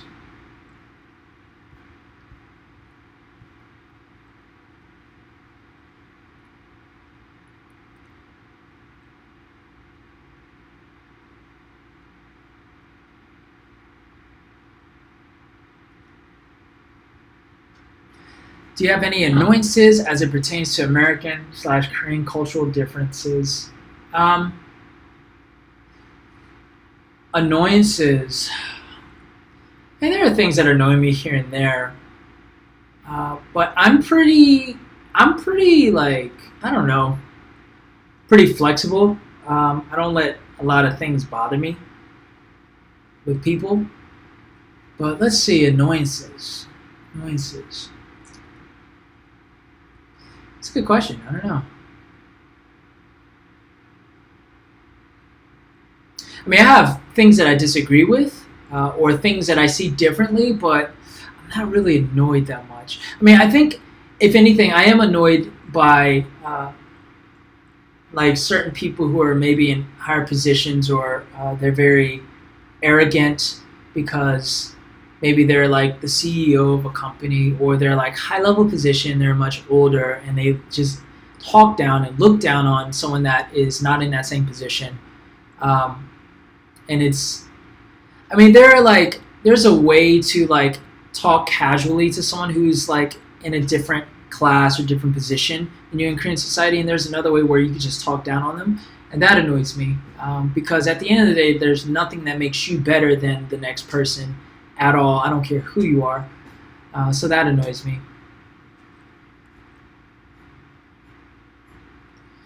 Please do your next live stream earlier. I can definitely consider that.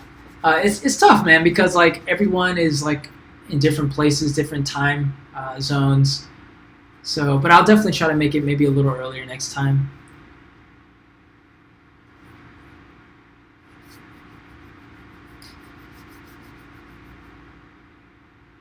Joe Landry, am I any good at chess? Absolutely not.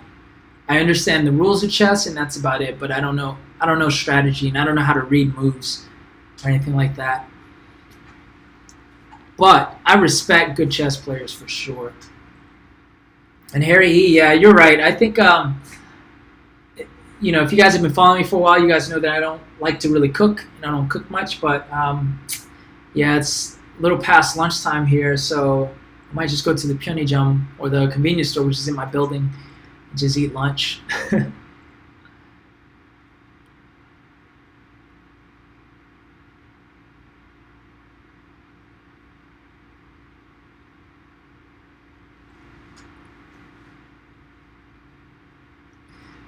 All right, let me just answer a couple more questions real quick, and then I think I'm going to close out this stream. It's crazy. I think we've been on, I don't know how long we've been streaming. Let's see. Over 2 hours. Oh my gosh. It's always fun with you guys. Let's see. I am Korean, but I've regarded myself as an outsider since I was very young. Do you want to blend in the society, or is it okay to stand out as yourself here in Korea? Very good question. I ultimately, at the end of the day, I just want to be myself, and I want to be accepted as me. But I think I kind of want a mixture of both, to be honest. Like, I don't want to totally stand out and just cause attention to myself, or just stand out just for the sake of standing out. Because, like, I think being a part of any sort of society or culture, there's an element of blending in. I mean, that's what brings people together and brings commonality within a culture, because people share some of the same ways of doing things, or some of the same ways of dressing, you know, yada yada. So there's an element of that where I do want to blend in and just be a part of society, because I'm in Korea and I don't expect for Korea to conform to me, or for a certain culture to conform to me. But at the same time, I want to be respected as someone who is maybe a little bit unique, a little bit different.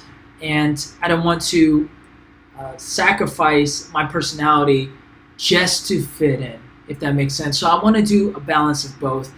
But at the end of the day, I do want to conform, generally speaking, to society. And what I mean by that is conform to being comfortable with how things are done here, and not trying to change people with areas where I feel like I personally think needs to change. I think that can come more organically. And I think that comes from being on the inside and being more conformed to society, if that makes sense. So I want to do a mixture of both. Are the conservative views in Korea changing? I think generally, yeah. I think views on certain issues are changing more so. For example, someone asked a question about tattoos earlier. Tattoos are a little bit more accepted. There are like tattoo parlors here or tattoo places. I think the older generation still holds on to a lot of the older ways of thinking, but that's to be understood, right? It's hard to change your ways of thinking, especially when you have your set of experiences that people in my generation haven't experienced. Like, I don't expect you to change how you see things. It's interesting. I think I'm gonna go on another rabbit trail, so I'm gonna try to stop myself before I get too far. But it's interesting because I've been watching recently this one YouTube channel on he's a 78-year-old filmmaker, and he's been filming since he was 20, and he's been doing a lot of interviews and documentaries and just telling a lot of stories over the decades. And he has a lot of stories where he talks about the 60s and the people of the 60s and 50s actually, and how America was a society that post World War II and post the Depression in the 30s started becoming this like society where the middle class became a thing and the American dream became a thing. And you have the well-to-do 50s where people who were outside, coming back from the, I guess, remnants of the war, they were like going to work and like building this life, and society was this just about rules and regulation and conforming. And then the kids of this generation, they're born into all of this like pressure. They're born into this certain prosperity, right, compared to like their parents' generation. They're born as spoiled kids, but they're also like being I guess they have all of these pressures and these rules that they have to live by. And after a while, this generation, or really the baby boomer generation, started getting a little more rebellious. And here enters the hippie generation, or the hippie movement, where everything that their parents' generation stood for, or their conservative views, began to change because the younger generation started rebelling against that, and kind of doing everything opposite. And so I've been getting really into that. So I guess I said all that to say that conservative views are changing, but I feel like there's a parallel with the 50s American adult generation with the baby boomer generation that came right after them. There's like two different ways of thinking and seeing things. I think it's quite similar, maybe not to that extreme, but quite similar to like the older generations of Koreans who came out of the war, who built this society in such a quick, in such a short amount of time, and then the generation that came after that was born into this society. They still have these pressures from their older generation parents and grandparents, yet they want a little bit more freedom, because they didn't have the same experiences as their parents did. So I've been really getting into that. So I think conservative views are changing in a very similar way to where the younger generation, they don't see things the way their parents or their grandparents see things, because experiences are different. They were born in different times. So that was the longest, most unnecessary answer to your question, but hopefully that made some sense for you. Jay Choi, your attitudes and point of view are amazing. Think about a book on your experience here. I will spread the words. Wow, thanks. Thank you so much, Jay. I really appreciate that. I am learning a lot, and I'm still learning. I'm just still taking it all in, and I'm really just trying to be a student of culture. And so I would love to tell my story through a book one day. And when that happens, I'll definitely let you know. So thank you for that.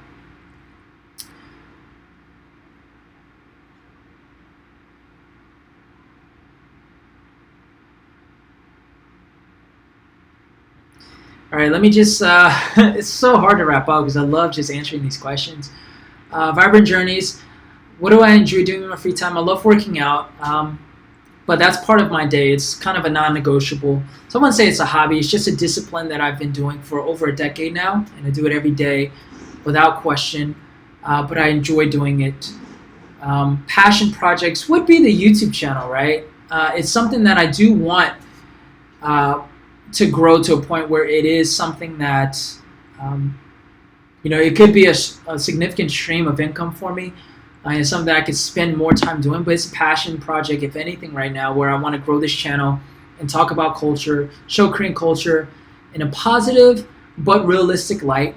And with that comes the negative stuff too. I also like to just hang out. I like to go out. I like to have a glass of beer or two, with my friends, or a glass of wine, and just hang out and just talk. So that's something that I like to do.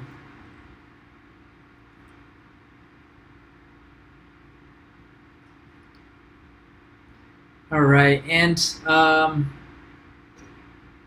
let's see. I'll answer this question, then I'll go ahead and wrap it up. Have you learned any interesting customs, traditions since being present in Korea? I've learned a lot, actually. The things that I thought I knew about Korean culture through like my mom's experiences and her history of Korean culture versus what I learned here is a lot. Not a lot, but it differs because my mom comes from a different generation, and she brings the 1980s or 1970s, 60s and 70s Korean culture from what she remembered to Korea, and that's what I was raised with. In addition to the things that she learns about Korea through like maybe her friends or through Korean TV. But when I came here, like for example, I didn't grow up learning about Chuseok because we never celebrated it.